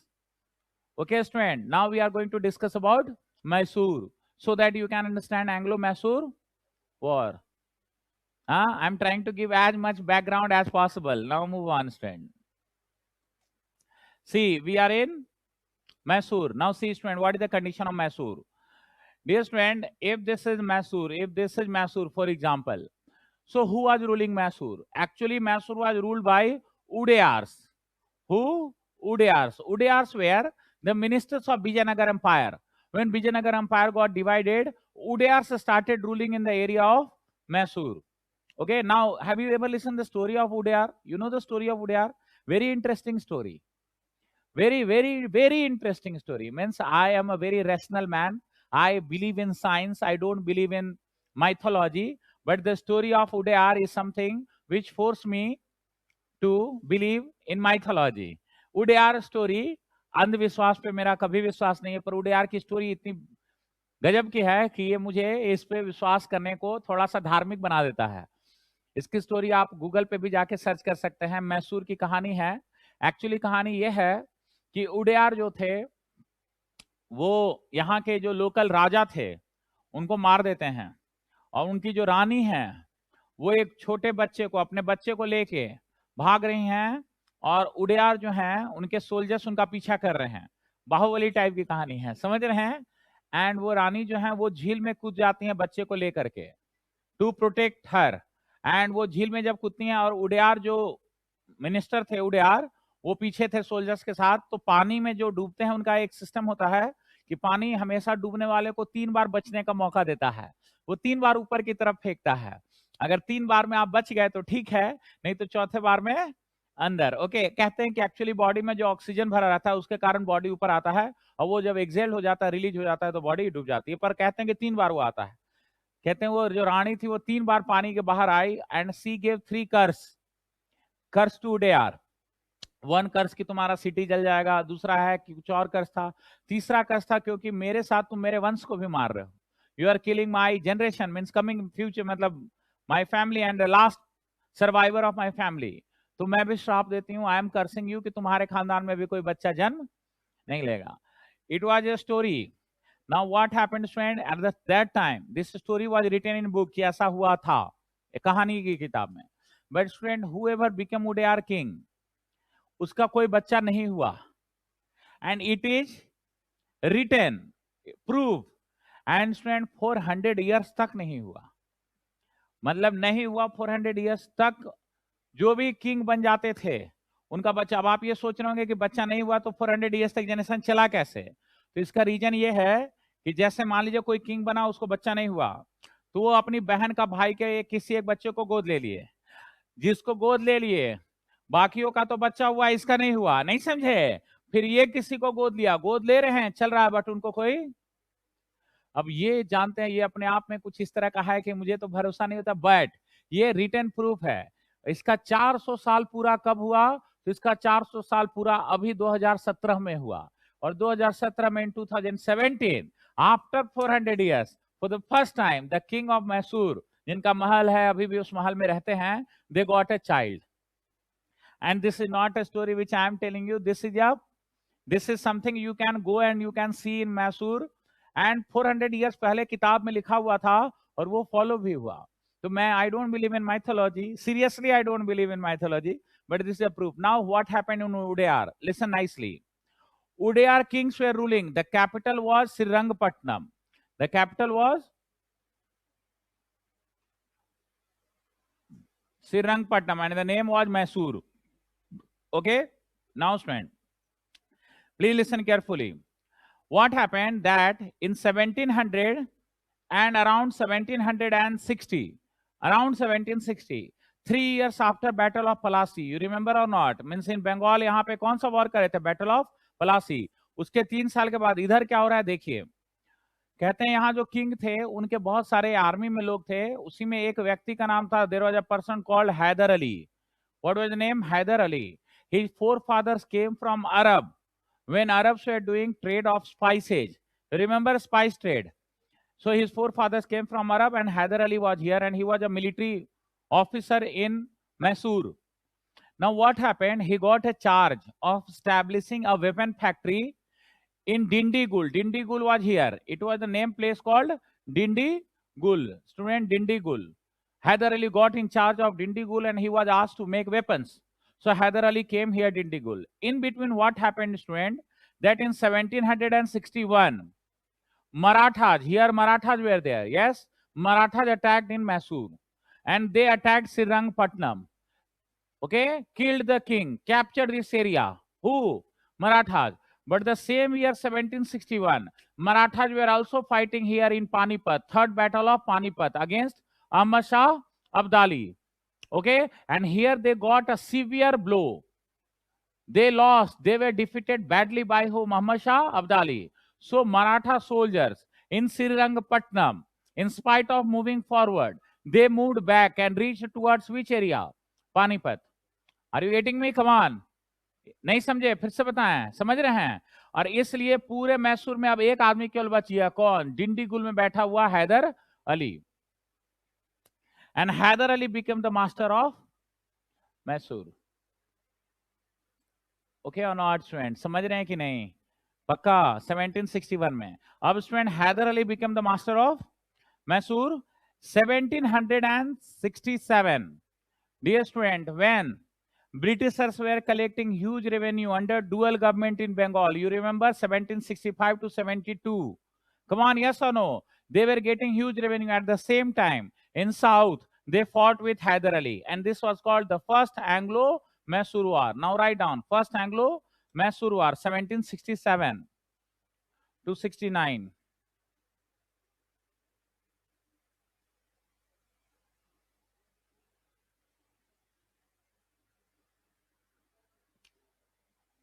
First Anglo-Mysore War, 1767 to 69. Between whom? Britishers and Hyder Ali. Okay. And who was defeated? Britishers were defeated. Hyder Ali was such a kind of martial person, professional fighter, that Britishers were defeated. And the treaty was called Treaty of Madras. Done or not? Pakka. Now, student, move on. Second Anglo-Mysore War, write down 1780 to 84.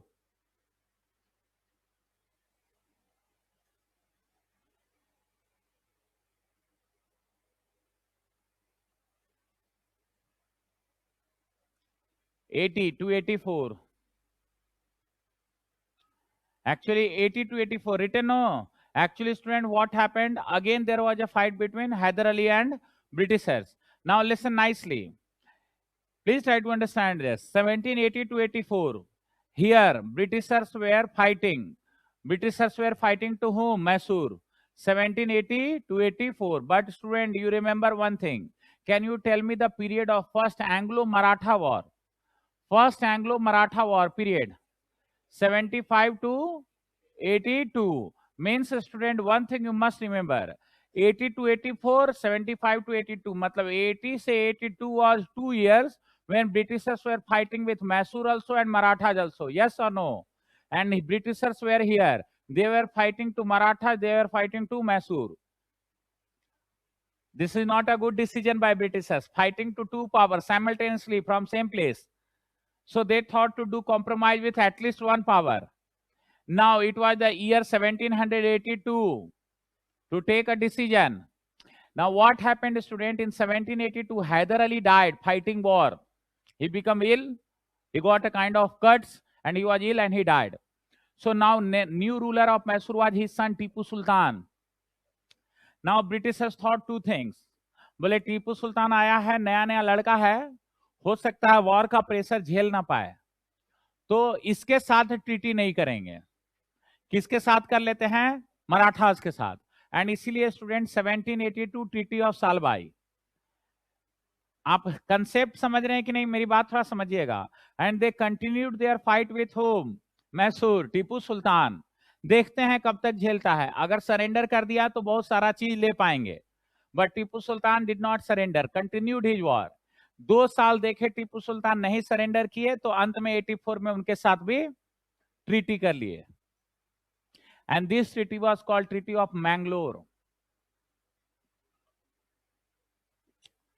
आपको समझ में आ रही है? Notes लिखेंगे तो समझेंगे, book पढ़ेंगे समझेंगे. Treaty of Mangalore.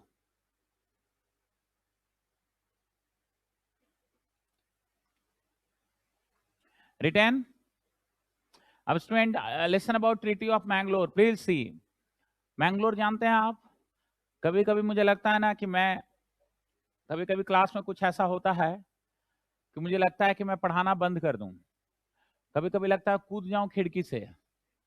कभी कभी ऐसा रिस्पॉन्स ही आता है, क्या करें.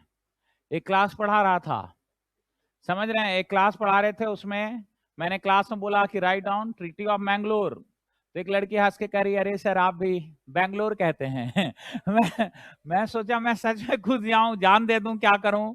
वो कह रही है सर आप भी क्या बोल रहे हैं, बैंगलोर कहते हैं. मैंने इतना जोर का गुस्सा आया, मैंने बोला बेटा मैं बैंगलोर भी गया हूँ, मैंगलोर भी गया हूँ, पढ़ते लिखते हैं नहीं, टीचर को ही क्या पता नहीं समझ लेते हैं.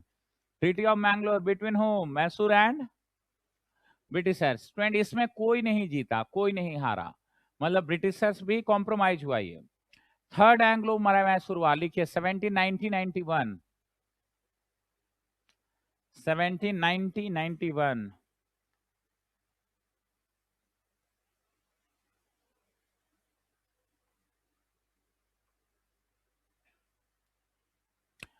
लिख लिए 1991. स्टूडेंट सुनिए जल्दी बताइए, इस समय गवर्नर जनरल कौन था? बोलिए. कॉर्नवालिस. यस. कॉर्नवालिस कहां से आए थे?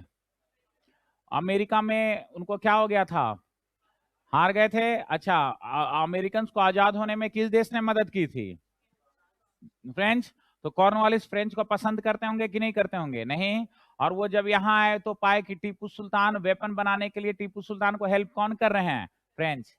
अंदर का खुन्नस बाहर आ गया. किसका? अंदर का फ्रस्ट्रेशन कॉर्नवालिस का बाहर आया और वो जानबूझ के लड़ गए. किससे लड़ गए? टीपू सुल्तान से. And this was called third Anglo Mysore war.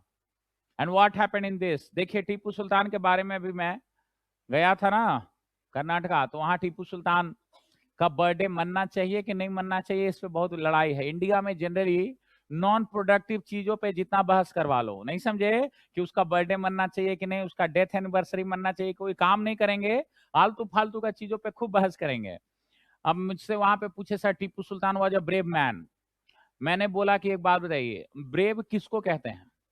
Brave वो हुआ जो बोलता बहुत ज्यादा है, भयानक भयानक, और करता नहीं है. मैं इमरान खान की बात नहीं कर रहा हूं, ठीक है। बट बड़ी बड़ी बातें करना और इंप्लीमेंट नहीं करना, क्या वो ब्रेव होता है? नहीं।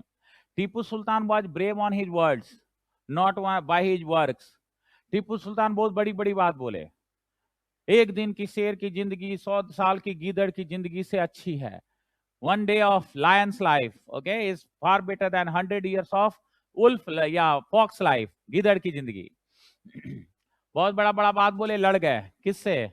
ब्रिटिशर से लड़ गए, कॉर्नवालिस से। नतीजा क्या हुआ? अब हुआ ये कि फ्रेंच रिवॉल्यूशन हो रहा था कब स्टूडेंट? 1789 में। आपको पता है, कल बताया था मैंने, French revolution. So French were having revolution. They were not in condition to support Tipu Sultan. And the war started in 1700, 1991 between Anglo-Mysore III. And in that war, Mysore was defeated badly. Tipu Sultan defeated badly by whom? Britishers. Britishers captured half of Mysore. आधा मैसूर पर कब्जा कौन कर लिए? और उसके बाद फिर ट्रीटी किए, and this treaty was called treaty of Srirangapatnam. Okay, treaty of Srirangapatna.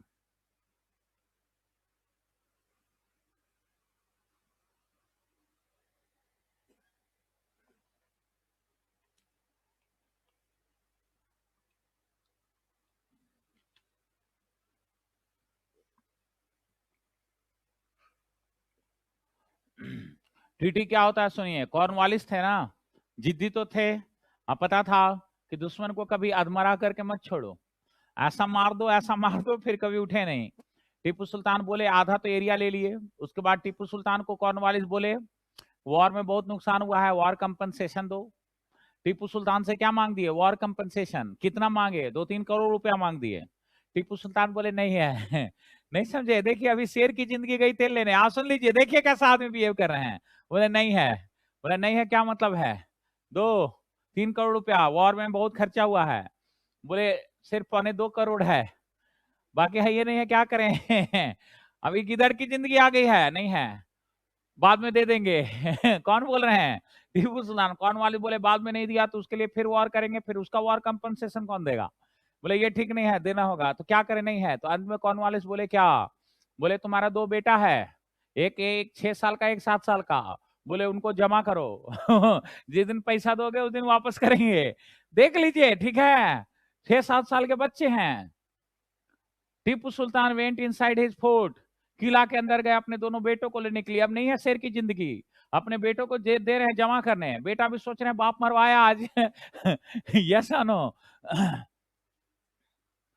ले जाके कॉर्नवालिस को दे दिए दोनों बेटों को। कॉर्नवालिस ले गए। बाद में पूरा मैसूर में पैसा इकट्ठा हुआ, सोना चांदी whatever, and they deposited it back to Cornwallis. Then Cornwallis return the 2 sons.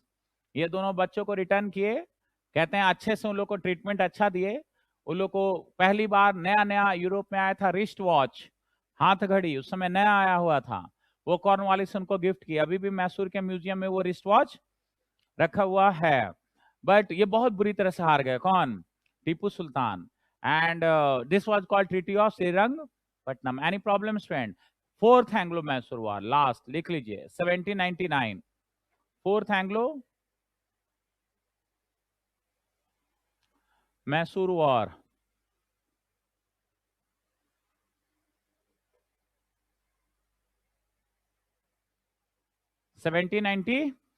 Student, who was the governor general during this period?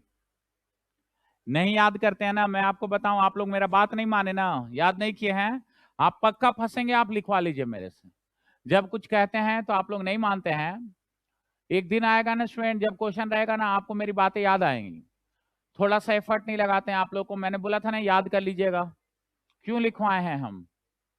Wellesley थे 98 to 1805। आप जानते हैं, कभी कभी आपको लगता है ना कि ये बच्चों वाला काम है रटना, मत ये कीजिए बच्चों वाला काम। ये जो बड़ों वाला काम है ना, ये होगा भी नहीं आपसे। पर समझ रहे हैं? ये थोड़ा कर लीजिए याद। You will find it. आपको लगेगा अगर याद होता गवर्नर जनरल नाम ईयर तो हो जाता। मत कीजिए इस तरह की गलती, एक बार कोशिश कीजिए, हो जाएगा। ठीक है, वेलेस्ली थे, और Wellesley was the last person who fought with Tipu Sultan. Actually क्या हुआ था स्टूडेंट, इस समय नेपोलियन ने एक लेटर भेजा था टीपू सुल्तान को। और नेपोलियन फ्रांस, याद है ना आपको? नेपोलियन बोले कि हम अपनी सेना भेजने को तैयार हैं, आप रेडी हो जाइए। अब ये लेटर के बारे में पता किसको चल गया? वेलेस्ली को। वेलेस्ली बोले काबिल बन रहे हो तुम Tipu Sultan, and he they attacked, and that was called fourth Anglo Mysore war. And what was the result of this war? Tipu Sultan was killed and Mysore was finally captured by Britishers. Okay? And Mysore was captured. Tipu Sultan was killed. And student, क्या हुआ? Britishers were not willing to directly rule Mysore. Britishers जानते थे मैसूर तो जीत गए हैं, पर directly rule Mysore नहीं करना चाहते थे, तो ये क्या किए? ये कहीं से जाके, ये है ना, ये उड़िया डायनेस्टी का एक वंशज को खोजे कहीं से, और वापस से लाके श्रीरंगपट्टनम के महल में बैठा दिए, और मैसूर के लोगों को दिखाए कि now you are getting ruled by whom, the same Wodeyars, and we are true friend of Mysore, and we led again establishment of same dynasty, Udayar dynasty. Udayar बन तो गए रूलर यहाँ, but they were under clutch of whom? Britishers. So Britishers indirectly started ruling Mysore. So how many wars, student? 4. नीचे देखे बिना बताएं student, discuss करें। पहला कब? 1767 से 69. What is the name of the treaty? Treaty of Madras. No, who won? Hyder Ali won. Second was 80 to 84, and this was Treaty of Mangalore. And who won? No one won. Third was 1991, Treaty of Srirang. Who won? Britishers. And last was 1799, Tipu Sultan was killed. All 4 Anglo-Mysore were done or not? So student, this is the way you will be moving in modern India. We will be doing all the governor generals, their policy, at the same time all wars along with it. ठीक है, तो हमने Maratha war और मैसूर को कर लिया है। ठीक है, अब आगे बढ़ते हैं। नेक्स्ट कौन है? जॉन सोर। जॉन सोर का पीरियड स्टूडेंट सुनिए, it is called period of policy of non intervention. Period of policy of non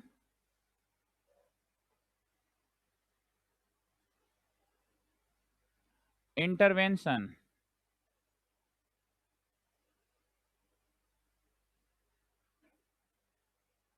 Okay, then now listen. John सोर कौन थे स्टूडेंट? ये कौन थे सुनिए, ये थे clerk. He was not an officer, ये क्लर्क थे, बहुत नॉर्मल से मामूली clerk, but he was made governor general of Bengal. Why, student? Because he was assistant of Cornwallis, and he was assistant of Cornwallis in implementing permanent settlement. And permanent settlement was a new thing implemented in India by Cornwallis, and Cornwallis left India in 93. Now, British East India Company thought that if any kind of issue arose in permanent settlement, कोई बात हो गया, कोई problem हो गया, कोई दिक्कत हो गया, तो who is going to handle it? So no one else can handle it more nicely than the person who assisted Cornwallis in implementing this settlement. Are you getting me or not? So his assistant John Soar was made new Governor General, but because he was a clerk, he was not an officer, he was a clerk, so he lacked the kind of guts to take extreme decisions like war and conflict. And so, in spite of doing any kind of misadventure, he tried to very peacefully complete his duration of 5 years. And he very nicely completed it and did not interfere in any matter of local Indians. And so his policy is called peaceful era and a policy of non-intervention. Are you getting me or not? So no big wars, student, very silent and peacefully. John Soar. So its name is Soar, but there was no shore. Okay. So now after him, who? Wellesley. Student, who was Wellesley? Listen. बहुत मेहनत करना पड़ता है आपको समझाने के लिए student, आप भूलिएगा मत, समझे? ये नहीं कि कौन वेलेजली, ऐसा मत कीजिएगा, कौन जॉन सोर, ऐसा नहीं कीजिएगा। ओके आप इस तरह कभी आए आए करने लगते हैं कभी कभी। Listen nicely. I'm talking about Wellesley. Student, please focus. Wellesley.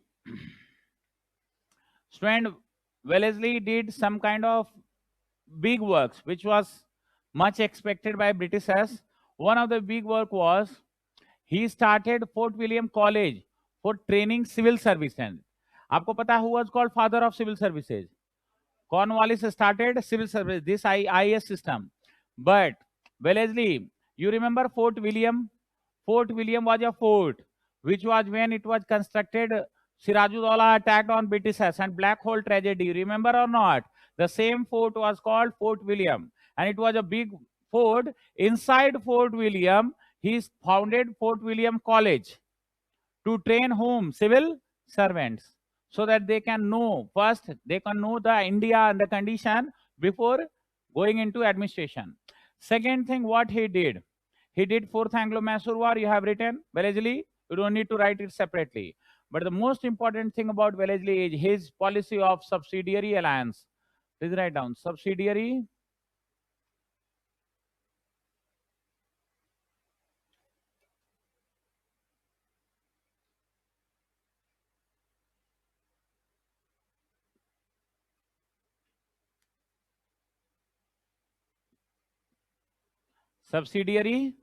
Alliance लिख लिए। अब ये क्या था, ध्यान से सुनिएगा, please listen students. Subsidiary alliance, Wellesley ने गजब का काम किया सब्सिडियरी अलायंस ला करके। ये था क्या, सुनिए। जैसे ये है मैप, मान लीजिए इंडिया का, ऐसे लाइक दिस दिख रहा है आपको, और यहाँ पे ये ऐसे है, मान लीजिए यहाँ पे Bengal. India was having many princely states, बहुत सारे प्रिंसली स्टेट्स थे इस तरह करके, ठीक है। अब देखिए था क्या कि सारे प्रिंसली स्टेट्स तो थे, बट इन सारे प्रिंसली स्टेट्स को एक ही टेंशन था, इनको कोई और टेंशन नहीं था, सिर्फ एक टेंशन था कि कहीं हम पे पड़ोसी अटैक न कर दे। Neighbouring states should not attack me, they were having only one tension and no other tension. इनका ये टेंशन को बहुत अच्छे से कौन समझे, कलकत्ता में बैठे हुए वेलेस्ली फाउंड, अच्छा ये प्रॉब्लम है यहाँ के लोकल रूलर्स को। वेलेस्ली ने एक लेटर रेडी किया, और लेटर रेडी करके उसका जेरोक्स निकाला, जेरोक्स मतलब सिमिलर काइंड ऑफ लेटर लिखा, और सभी राजाओं को भेज दिया, सेंड टू ऑल किंग्स। और उस लेटर में क्या बोला वेलेस्ली बोला कि क्या राजा जी, क्या महाराज, what king, you have what problem, only one problem, security problem, no, I am ready to give you security. British soldier security देंगे आपके बॉर्डर को, क्या टेंशन है आपको। राजा, सारे राजा खुश, wow, Britishers they are very disciplined army, weapons and all, if they are giving protection to my state, अब क्या टेंशन है, अब तो लाइफ इज ब्यूटीफुल। तो ब्रिटिशर्स बोले कि अब हम आपको क्या देंगे, सिक्योरिटी देंगे, but there are certain conditions. अब ये कंडीशंस को अगर अच्छा से सुनिएगा तो आपको समझ में आएगा कि कैसे subsidiary alliance led strong foundation of Britishers in India.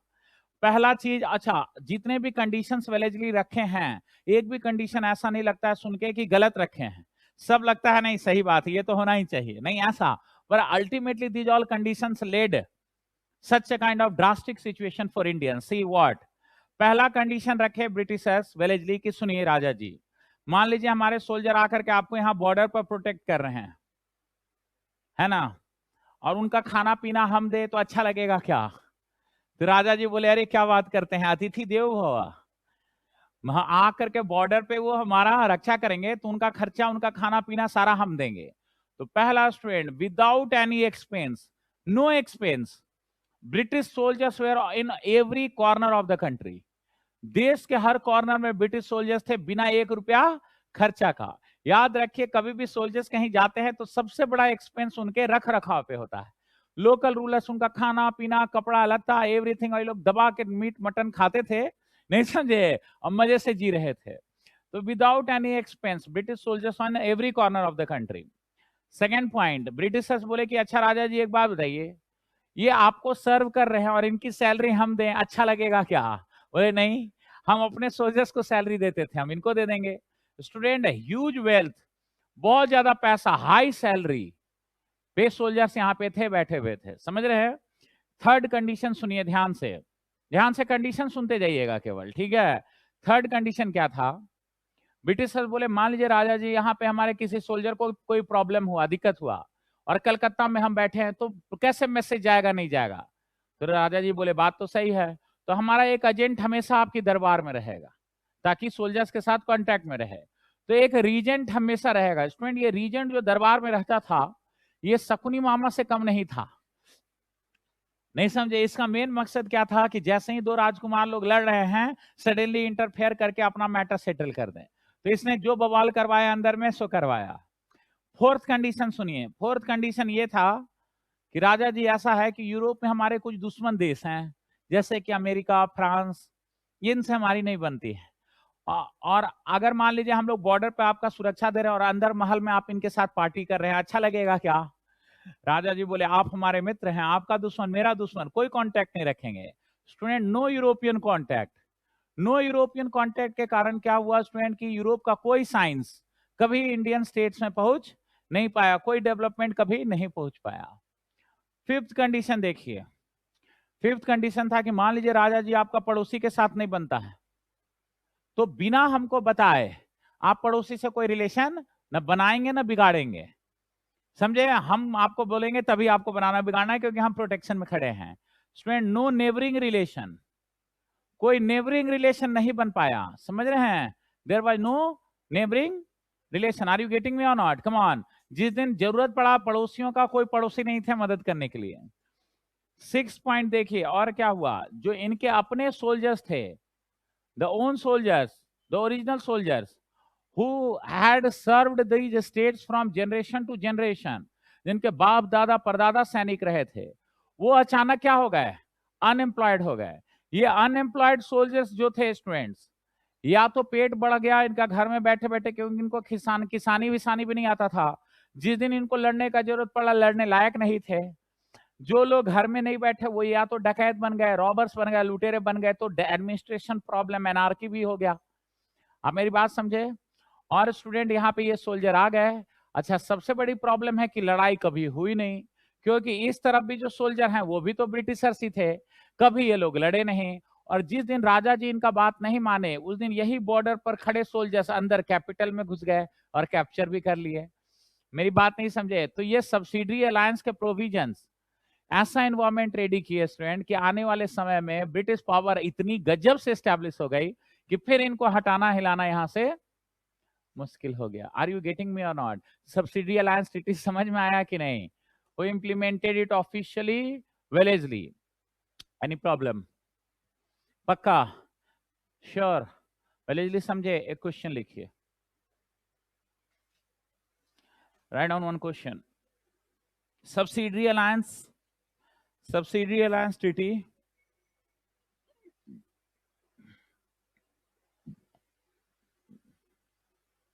led to establishment of a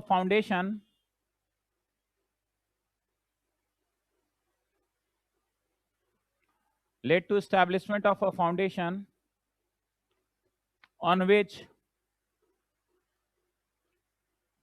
a great British empire in India was constructed.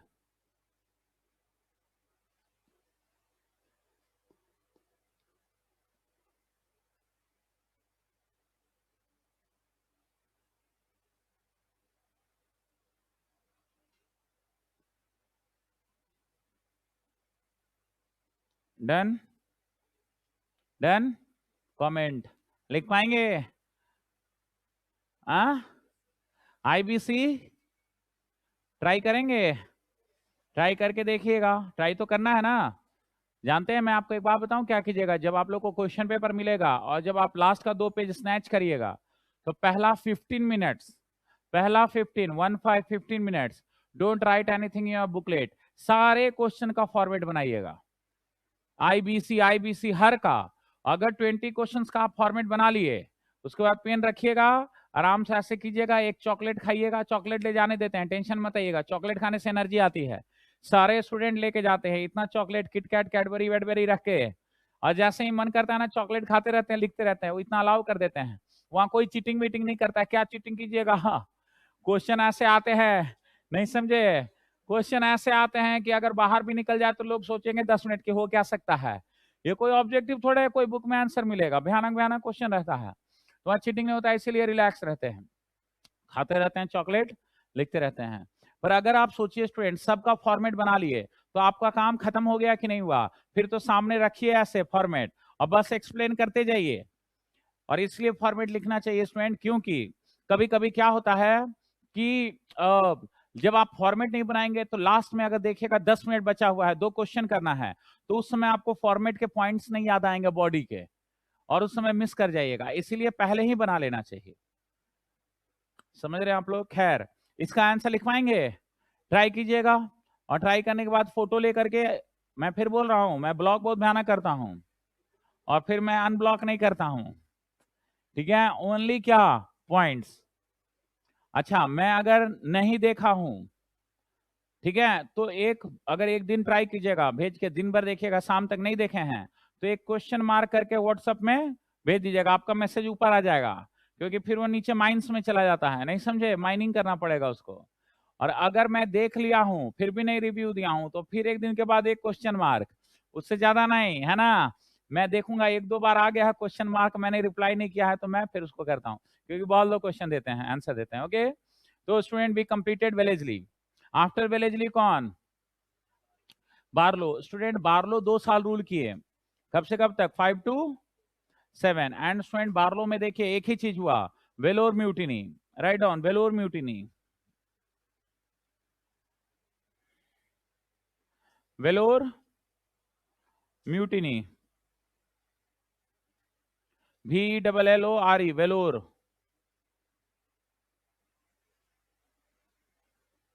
Vellore mutiny लिख लिए। वेलोर म्यूटिनी क्या है स्टूडेंट? देखिए, वेलोर कहाँ है पता है आपको? नहीं पता है? वेलोर तमिलनाडु, वहां लोग इलाज कराने जाते हैं, वेलोर हॉस्पिटल भी है, नहीं जान रहे हैं? साउथ में वेलोर। वेलोर क्या था सुनिए स्टूडेंट, वेलोर में ये हुआ था कि मैसूर में टीपू सुल्तान हार गए थे, पता है आपको? मारे गए थे कब? 4th एंग्लो मैसूर वार। और पूरा मैसूर के सोल्जर जो टीपू सुल्तान के सोल्जर्स थे, उनको कौन मिला लिए थे? ब्रिटेन में। और इनका एक मिलिट्री कैंट था, कहाँ? वेलोर में। वेलोर में मिलिट्री कैंट था, सोल्जर्स वहां थे, वहां उनका बहुत ज्यादा एक्सप्लॉइटेशन हो रहा था। किनका? मैसूर के सोल्जर जो ब्रिटेन में मिला लिए गए थे ब्रिटिश सोल्जर में। और एक दिन रात में अचानक वो लोग रिवोल्ट कर दिए, कहाँ? वेलोर में। कब रिवोल्ट किए? जब अचानक रात में वहां पे कौन पहुंच गया? टीपू सुल्तान का बड़ा बेटा। याद है 2 बेटे जिनको कॉर्नवालिस पकड़ के ले गए थे, उन्हीं में एक बेटा जो बड़ा था वो वेलोर पहुंच गया। और जैसे पहुंचा, सैनिक उसको देखे टीपू सुल्तान का बेटा आया है, अचानक सोल्जर जो है रिवोल्ट कर दिए, मारे गोली, 2-4 अंग्रेजों को वहां पे खत्म, ब्रिटेन झंडा हट उतारे और मैसूर का झंडा फहरा दिए, और इसको बोला गया वेलोर म्यूटिनी। बट सुन it was suppressed by Britishers, और इनके समय कोई बड़ा काम नहीं हुआ है। तो आ जाइए नेक्स्ट। नेक्स्ट कौन है? Minto first. Student Minto first का पीरियड बताइए। 7 to 13। Okay, now student Minto के बारे में सुनिएगा ध्यान से। स्टूडेंट 1807, रिमेंबर 1807, थोड़ा ध्यान से सुनिएगा, मैं जो बोल रहा हूं उसको सुनिएगा प्लीज अच्छे से, अगर आप ये समझ गए तो मुझे आसानी होगी आगे समझाने में। बताइए स्टूडेंट, इस समय मुगल एम्परर कौन था?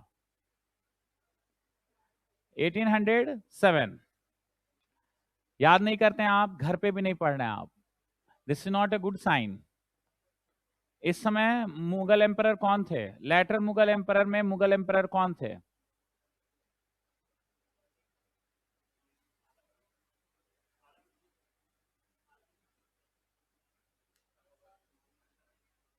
देखिए, देख लीजिए, बट आप लोग ना अच्छा काम नहीं कर रहे हैं।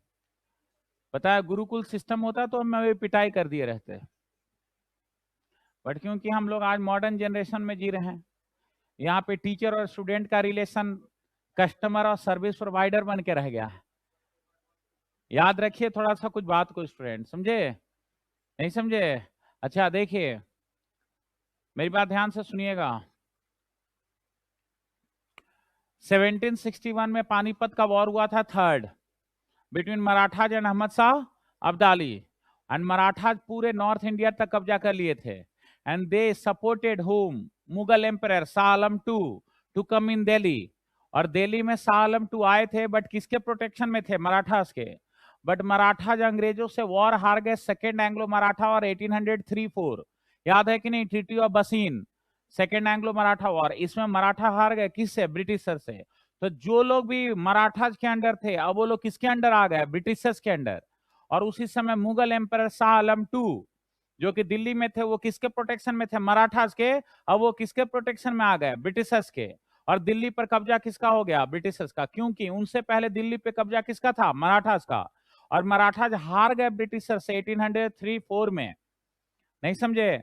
तो 1804 वो साल था जब ब्रिटिश कहां पहुंच गए? दिल्ली, पहली बार as a ruler, as a power Delhi आया। इससे पहले दिल्ली हमेशा हाथ जोड़ के दुकानदार बन के आए थे। पहली बार 1804 में मराठाज को हराए, और क्योंकि दिल्ली भी मराठाज के अंदर था, मराठा यहां के कब्जा कर लिए। और जब दिल्ली आ गए कौन? ब्रिटिशर्स, तो पहली बार ये आई to I, neck to neck, आंख से आंख किससे मिला रहे थे? पहली बार ये आंख से आंख मिला रहे थे सिखों के साथ, क्योंकि दिल्ली के जस्ट बगल में कौन थे? सिख्स। और सिख्स के रूलर कौन थे? महाराजा रंजीत सिंह। अब यहाँ पे ब्रिटिशर्स आज तक या तो बंगाल में थे, तो या तो मराठा में थे, या साउथ में थे, पर पहली बार सिखों के साथ पहली बार सामना है। अब सिख मार्शल रेस थे, ये हरियाणा, पंजाब और उधर के लोग, या तो पठान, या तो हरियाणवी, या तो राजपूत, या तो सिख, यही थे, सब के सब लड़ाकू कम्युनिटी। इनके सामने पहली बार ब्रिटिशर्स थे, तो या तो ज्यादा दिन तक तो चुपचाप नहीं रहेगा, या तो लड़ाई हो जाएगा। तो ये ब्रिटिशर्स के पास दो ही ऑप्शन था, या तो लड़ जाओ, नहीं तो कॉम्प्रोमाइज कर लो। लड़ना was not a good option, क्योंकि एक अपना मूल बेस जो था कहां? कलकत्ता, बंगाल, वहां से काफी दूर थे। लड़ाई अगर करेंगे तो रिसोर्सेज बार बार वहां से लाना, वेपन लाना, आर्टिलरी लाना was not possible.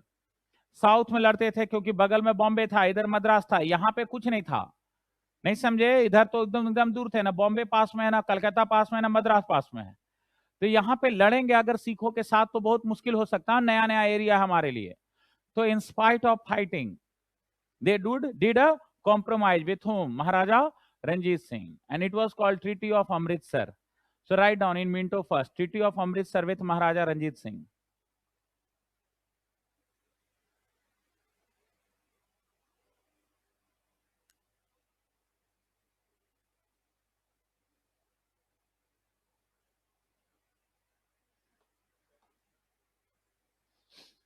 Okay, treaty of Amritsar with Maharaja. अब देखिए महाराजा रंजीत सिंह कौन थे, सुन लीजिए स्टूडेंट थोड़ा ध्यान से। महाराजा रंजीत सिंह ये थे, पहले सिख गुरु कितने थे? 10 थे, याद है ना? और लास्ट कौन थे? गुरु गोविंद सिंह। बाद में सिखों को यूनाइट किसने किया? बांदा बहादुर, याद है आप लोग को? मैंने पहला क्लास में बताया। पर उनके मरने के बाद सिख्स जो थे वो मिस्ल में, MISL, याद रखिएगा, क्या? मिस्ल। मिस्ल स्टूडेंट क्या होता था? ग्रुप। इनकी पगड़ी पहनने का तरीका अलग अलग होता था। आपने कभी नामधारीज देखा है? उनका पगड़ी पहनने का तरीका अलग अलग, सिखों का अलग अलग। तो ये लगभग 12 मिस्ल थे, इसमें डिवाइड हो गए सिख। इसमें नामधारी अलग थे मिस्ल, अहलुवालिया अलग मिस्ल थे, नहीं समझे? इसी में एक मिस्ल का नाम था सुकर चकिया मिस्ल, और सुकर चकिया मिस्ल के हेड कौन थे? महाराजा रंजीत सिंह और उनके पिताजी। अब महाराजा रंजीत सिंह क्या किए? सभी मिस्लों को हराए और पूरे पंजाब को एक किए। और उस समय इंडिया, मतलब पंजाब कैसे था, अगर आप मैप देखिएगा तो अफगानिस्तान का एरिया, ऐसे एरिया, जम्मू कश्मीर का एरिया, ये सब मिला के पंजाब था। टिल अफगानिस्तान, पाकिस्तान का ऊपर का पोर्शन, इधर पंजाब, हरियाणा, जम्मू कश्मीर, ये सारा क्या था? पंजाब। और यहाँ पे सतलज नदी बहती थी, सतलज नदी ऐसे। तो ट्रीटी ऑफ अमृतसर क्या हुआ? सतलज को बॉर्डर बना दिया गया। सतलज के उधर कौन? महाराजा रंजीत सिंह, और इधर कौन? ब्रिटिशर्स। महाराजा रंजीत सिंह भी अंग्रेजों के साथ लड़ना नहीं चाहते थे, क्योंकि ही वाज नोइंग कि ये बहुत मिलिट्री स्ट्रांग है। अंग्रेज भी नहीं लड़ना चाहते थे, इसलिए ट्रीटी ऑफ अमृतसर हुआ। गोल्डन टेम्पल में ब्रिटिश रिप्रेजेंटेटिव्स गए, पग बांध करके वहां पे अरदास सुने, ट्रीटी ऑफ अमृतसर किए, सतलज नदी को बॉर्डर बना दिया गया। बात समझ रहे हैं? And they were happily living. Even Maharaja Ranjit Singh and Britishers became very good friend. Are you getting me or not? But friend, this friendship was not going to last eternal. ठीक है, कुछ पंगा होने वाला था। महाराजा Ranjit Singh died in 1839. 1809 में हुआ था treaty of Amritsar. Treaty of Amritsar happened in 1809. Maharaja Ranjit Singh died in 1839. Okay, और जैसे ही महाराजा रंजीत सिंह मरे, पंजाब में प्रॉब्लम हो गया। पंजाब में क्या प्रॉब्लम हुआ स्टूडेंट? कि फिर से बहुत सारे सरदार उठने लगे। जैसे 12 मिस्ल उठे थे ना, याद है आपको? वैसे कि हम बनेंगे रूलर, हम बनेंगे। और ऐसे में आपस में सरदार बहुत लड़े भी। और कुछ सरदार क्या किए कि ज्यादा से ज्यादा एरिया कब्जा करने के चक्कर में सतलज नदी को क्रॉस कर गए। और जैसे ही क्रॉस किए, अंग्रेज बोले हो गया काम, settle. Treaty of Amritsar bhang. Treaty of Amritsar nullified. Why? Because Sikhs broke it. And actually Britishers were waiting for it. Because Britishers were knowing कि अब तो महाराजा रंजीत सिंह नहीं हैं, तो अब ये सिख टूटेंगे, एंड सिख ही बच गए थे, बाकी सब पूरे इंडिया पे कब्जा अंग्रेज कर लिए थे. Britishers started first Anglo-Sikh war. Okay, तो स्टूडेंट जहां आप पीछे ब्रैकेट में ब्लॉक्स में लिख रहे थे, आप वहां लिखे एंग्लो-सिख वॉर.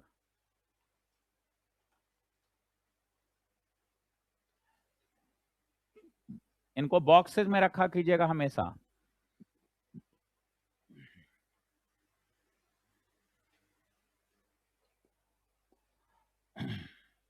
एंग्लो सिख वॉर लिखे. First Anglo Sikh war 1845.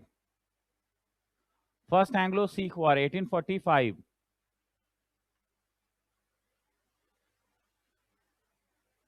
Dear student, कौन थे इस समय governor general? Ellenborough was 42 to 44. It is in 45 Harding. तो हार्डिंग फर्स्ट थे governor general. 1845 first Anglo Sikh war. क्या हुआ? अंग्रेज और सिख लड़ गए. क्यों लड़ गए स्टूडेंट बताइए? Because Sikhs have crossed Sutlej river and they broke the provision of Treaty of Amritsar. Now in that war what happened? The disunited Sikhs lost against Britishers, and Britishers defeated Sikhs, and now a treaty happened between Sikhs and Britishers, and it was called Treaty of Lahore. Treaty of Lahore.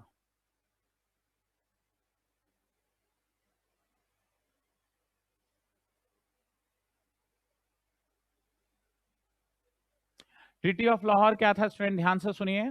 In treaty of Lahore महाराजा रंजीत सिंह जो थे, इनकी 7 बीवियां थीं, और 7 बीवियों से 7 बच्चे थे, 7 बेटे, हर एक बीबी से एक बेटा. सबसे छोटे वाली जो बीवी थी उनका नाम था रानी जिंदन. याद रखिएगा, कौन? रानी जिंदन. और इनका बेटा का नाम था दुलीप सिंह. तो Britishers recognised Dulip Singh, Maharaja Dulip Singh as the new ruler of Punjab. And what was the age of Maharaja Dulip Singh? 6 years. महाराजा दुलीप सिंह का एज क्या था? 6 साल. और महाराजा दुलीप सिंह को बना दिया गया क्या? किंग. पर he was only 6 years, so he can't manage. सो उनके नाम पे मैनेज कौन करी थी? उनकी माँ Rani Jindan Kaur. Okay. Some areas of Punjab was taken by Britishers, and Britishers did subsidiary kind of treaty. याद है सब्सिडी अलायंस? याद है ना? Treaty of Lahore was very much like subsidy alliance. और एक रीजेंट जो था वो लाहौर कोर्ट में बैठने लगे. नहीं समझे? चार्ल्स नेपियर नाम था उनका. और वो वही जुगाड़ करने लगे. और उसी समय हुआ कि मुल्तान एक एरिया, मुल्तान जानते हैं ना? मुल्तान का सुल्तान किसको कहते हैं? वीरेंद्र सहवाग को. ओके. मारे 300 रन वहां पे मुल्तान में. तो मुल्तान एक एरिया था जहां का रेवेन्यू किनको वसूलना था? ब्रिटिशर्स को. कहते हैं कि एक बार ब्रिटिशर्स गए वसूलने के लिए रेवेन्यू, वहीं उनकी लड़ाई हो गई ऑफिसर्स की लोकल से. लोकल मतलब पठान, राजपूत एंड सरदार, तीनों वैसे ही थे. दिमाग खराब हुआ, पकड़ के दिए खूब ब्रिटिशर्स को खाने पीने भर. ब्रिटिशर्स 2-4 ब्रिटिशर्स मर गए. इसको रीजन बनाया, रीजन बना करके कर दिए attack. And it was second Anglo Sikh war 1848.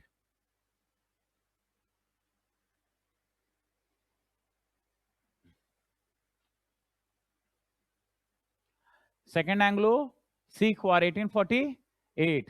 समझ रहे हैं? और इस वॉर में क्या हुआ? Sikhs were defeated finally. Final defeat of Sikhs. Sikhs were completely defeated. Punjab was annexed.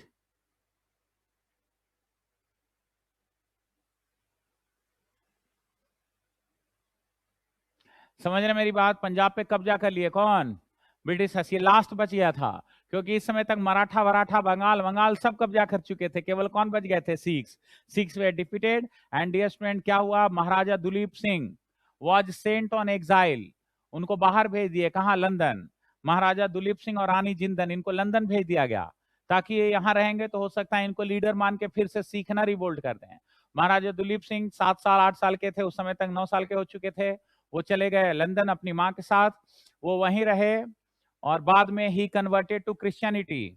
Sun of Maharaja Duleep Singh, अरे Maharaja Ranjit Singh. Maharaja Duleep Singh converted to Christianity. उनको वहां रहने खाने पीने का पेंशन वेंशन सारा अंग्रेज दिए. और आज 200 साल के लगभग होने जा रहा, 150 साल से ज्यादा उनकी फैमिली अभी भी वही है. But now they looks completely British. They don't look like Indians. And they were son of and गजब की कहानी है। आप लोग यही ना देखिए क्या होता है, हॉलीवुड और बॉलीवुड में क्या डिफरेंस है। बॉलीवुड में क्या मूवी बनाते हैं, Kabir Singh.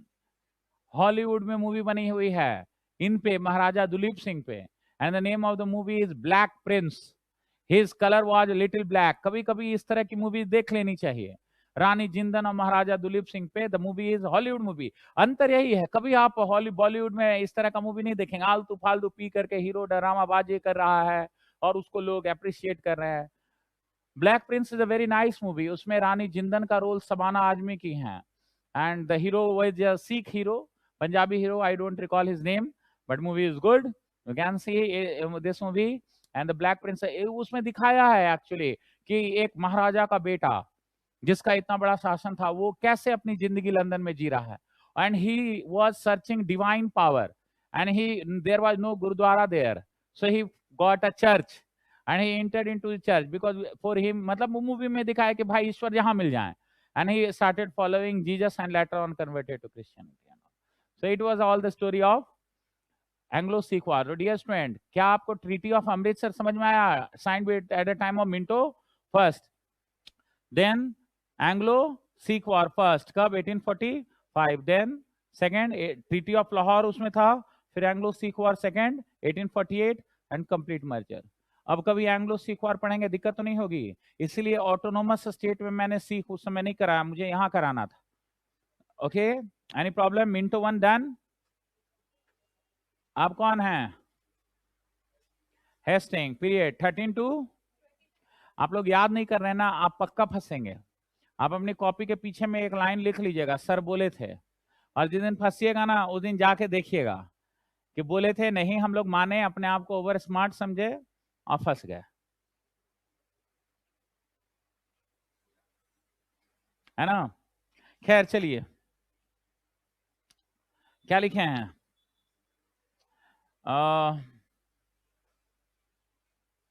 Hastings 1800 13 to 23। Hastings के समय स्टूडेंट बहुत सारी चीजें नहीं हुई, याद रखिएगा। आप बताइए, थर्ड एंग्लो मराठा वॉर कब हुआ था? 1818। तो उस समय कौन होंगे गवर्नर जनरल? Obviously Hastings. ठीक है, तो थर्ड एंग्लो मराठा वॉर लिख लीजिए केवल हेस्टिंग्स में।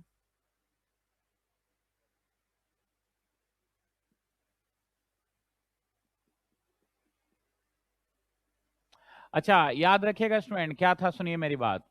ये 1818 में थर्ड एंग्लो मराठा वॉर हुआ था, तो हुआ ये था कि ये लड़ तो रहे थे, बट एक कम्युनिटी थी, एक फाइटिंग कम्युनिटी। अच्छा, आप लोग को सब्सिडी अलायंस याद है? सब्सिडी अलायंस का लास्ट में हम क्या बताए थे कि जो सोल्जर्स थे लोकल, वो लोग क्या हो गए थे, बेरोजगार हो गए थे, है ना। और ये बेरोजगार सोल्जर्स या तो घर में बैठ के पेट बना रहे थे या डकैती करना शुरू कर दिए थे, और ये लोग जंगलों में चले गए, छुप के ये डकैती करते थे। अच्छा, ये बड़े सेकुलर ऑर्गेनाइजेशन थे, क्योंकि इसमें मराठा के मराठी सोल्जर्स भी थे, इसमें निजाम के मुसलमान भी थे, इसमें मैसूर के लोग भी थे, इसमें कन्नड़ बोलने वाले, तमिल बोलने वाले भी थे, नहीं समझे। तो ये पहला सेकुलर ऑर्गेनाइजेशन था, और इनका एक ही काम था, जहां भी अंग्रेजों का कारवां आते जाते देखते थे उनको अटैक कर देते थे, and they were known as Pindaris. Okay, have you listen the name Pindaris? तो Pindaris were these people who were actually unemployed soldiers of the earlier people, and they wanted to establish again Mughal rule in India. So the Pindaris were also suppressed by whom? Hastings. लिख लीजिए, suppression of Pindaris.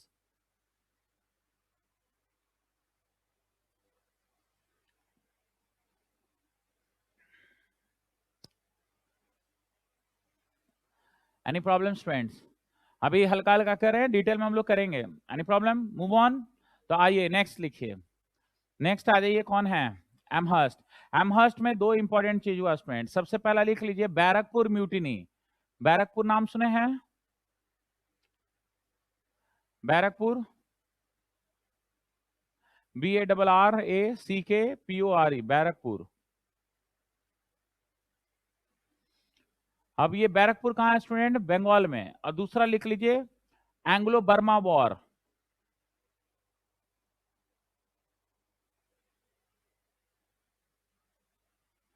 Anglo Burma war. अब ये क्या है? Burma जानते हैं, जिसको आप आज क्या कहते हैं? म्यांमार।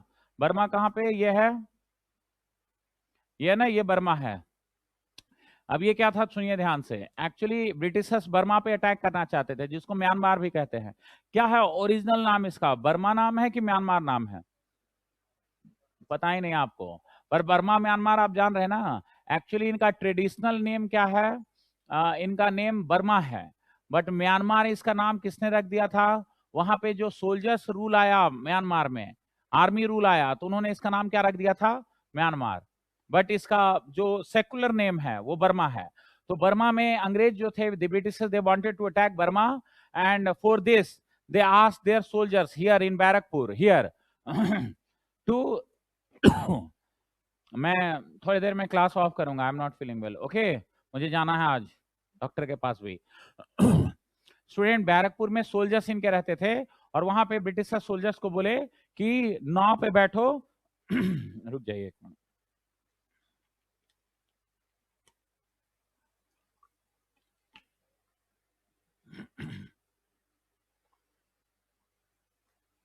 Yes, by boat.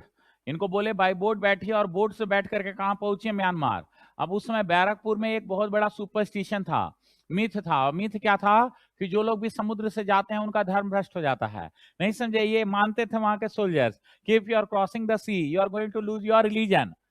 क्योंकि ऐसा होता था, एक्चुअली ट्रेड वेड करने के लिए लोग नाव से जाते थे, और दूसरे देशों में जाते थे तो नॉनवेज खाने लगते थे, खाना पीना का तरीका बदल जाता था, तो बोलते थे इसका धर्म भ्रष्ट हो गया। नहीं समझे? तो जो लोग मानते थे समुद्र से गया उसका धर्म भ्रष्ट हुआ। सोल्जर्स बोले हम लोग नाव से नहीं जाएंगे, जमीन से जहां ले जाना है ले जाओ, नाव से नहीं जाएंगे। ब्रिटिशर बोले नहीं, नाव से चलो। ये लोग बोले नहीं जाएंगे, धर्म भ्रष्ट हो गया, शादी भी नहीं हुआ है, कैसे होगा, क्या होगा? तो ये लोग बड़े ये विद्रोह कर दिया, and this was called Barrackpore mutiny. But British has suppressed this mutiny. There is still stories in Bengal about this mutiny. मंगा बाबा इसके लीडर थे, उनको हनुमान जी का अवतार मानते हैं बंगाल में लोग। अभी भी उनका मंदिर बना हुआ है, उनके मंदिर पे हर साल मेला लगता है। तो he was the leader of this revolt, Barrackpore mutiny. And student, then Amherst did what? Attacked on Myanmar and captured the lower Myanmar, and this lower Myanmar was called Pegu. It was called Pegu. Pegu means lower Myanmar, and they captured this. So Amherst के समय सिर्फ दो चीज हुआ, क्या? एक attack on Myanmar, and second was Barrackpore mutiny. Okay student, idea रहेगा। बताइए इनमें से किस गवर्नर जनरल को छोड़ा जा सकता है? किसी को नहीं? आप याद नहीं करते हैं, करते करते हम लोग खत्म करते हैं और सारा चीज कवर होता है ऐसे। Next one is who? William Bentinck. But William Bentinck हम डिस्कस नेक्स्ट ही क्लास में करेंगे, क्योंकि ये छोटा टॉपिक नहीं है। मैं फिर बोल रहा हूँ, विलियम बेनेटिक एक ऐसे व्यक्ति थे, इनको अगर आप देखिएगा तो कूच बिहार छोड़ करके ये और कहीं अटैक नहीं किए, इनका कोई वॉर ये नहीं लड़े। इसलिए विलियम बेनेटिक के बारे में कहा जाता है कि अदर गवर्नर जनरल्स है ना वोन लैंड, बट विलियम बेनेटिक वोन हर्ट्स। नहीं समझे? ऐसा करके लिखने के लिए आता है। तो अदर गवर्नर जनरल्स के बारे में नाम याद रहेगा, ईयर याद रहेगा, तब ना लिख पाइएगा ये आंसर। आप लोग को देख रहे हैं कुछ याद ही नहीं कर रहे हैं आप। थोड़ा मेहनत पड़ता है स्टूडेंट, काम भी तो बड़ा कर रहे हैं आप लोग, आईएएस की तैयारी कर रहे हैं, जो याद करने वाली चीज है उसको जरूर जरूर से याद कर लीजिए। समझ रहे हैं? विलियम बेनेटिक हम लोग नेक्स्ट क्लास में ही करेंगे। I am not feeling okay to move on further. Okay, I have any doubt? कोई डाउट है तो? कितने क्वेश्चन अभी तक हम दे चुके हैं? कितना क्वेश्चन अभी तक दे चुके हैं? 3 और 4? 4। आप लोग अभी तक बहुत लोग एक भी नहीं लिखे। अच्छा, एक दो लोग लिख करके दिए हैं, मैं वहां पे रखा हूं, मैं आंसर सामने में चेक कर दूंगा। बाकी लोग पॉइंट है ना देख लेंगे, बट आज रहने दीजिए थोड़ा सा, ठीक है? Any problem? कोई डाउट? मॉडर्न इंडिया का बुक लिए हैं? पढ़ रहे हैं? समझ में आ रहा है? डाउट हो तो पूछना है, परेशान नहीं होना है। ओके, आप लोग को समझ में आ रहा है? ओके और not? If you have any kind of doubt you must ask. Okay, Hindi English problem तो नहीं हो रहा है? If any time like that, na, you please share your problem in spite of hesitating like this. Okay, hesitation will kill your ambitions, dear student. You must not hesitate, at least with your teacher. Sir ये नहीं समझ में आ रहा, पूछा कीजिएगा। हाँ, you never think कि हम इरिटेट हो जाएंगे। हम कभी इरिटेट नहीं होते हैं क्वेश्चन पूछने पे। फालतू बात कीजिएगा तो हो जाएंगे, ठीक है, बट बाकी चीजों पे नहीं। ओके, अभी क्लास इतना ही रखेंगे, ठीक है। क्या फरमान निकालते थे ना, फरमान मतलब डिक्लेरेशन। जैसे आजकल नहीं बोलते हैं, गजेट नहीं निकालते हैं, नोटिफिकेशन, नहीं समझे। अमित शाह 370 कैसे हटा है पता है आप लोग को? अमित शाह घुसे पार्लियामेंट में, पेपर बटाया सब एमपी को, अमित शाह पढ़ने लगे, बोले 370 खत्म, उधर स्पीकर बोले डन पास, और तब तक उधर प्रेसिडेंट कर दिए साइन, पेपर ऑलरेडी प्रेसिडेंट के पास था विद इन 3 to 4 मिनट्स। मतलब अगर आप पानी पीने गए हैं तो पानी पी के आ रहे तब तक फुल एंड फाइनल खत्म, समझे। 3 से 4 मिनट में paper was already to president, और आधा घंटा के अंदर अंदर गजेट में नोटिफिकेशन डन, सब डन, कोई रोक टोक नहीं लगेगा, पता ही नहीं चला कब क्या हो गया। अमित शाह तो ऐसे ही ना, तो गजेट नोटिफिकेशन तो पहले उसी तरह का फरमान निकलता था भाई मुगल्स। Okay, any problem? अभी इसके बाद आप लोग का क्लास होता है, क्या अच्छी का क्लास होता है? अच्छा, हिंदी मीडियम का होता है, ठीक है। तो see you next day, okay, thank you.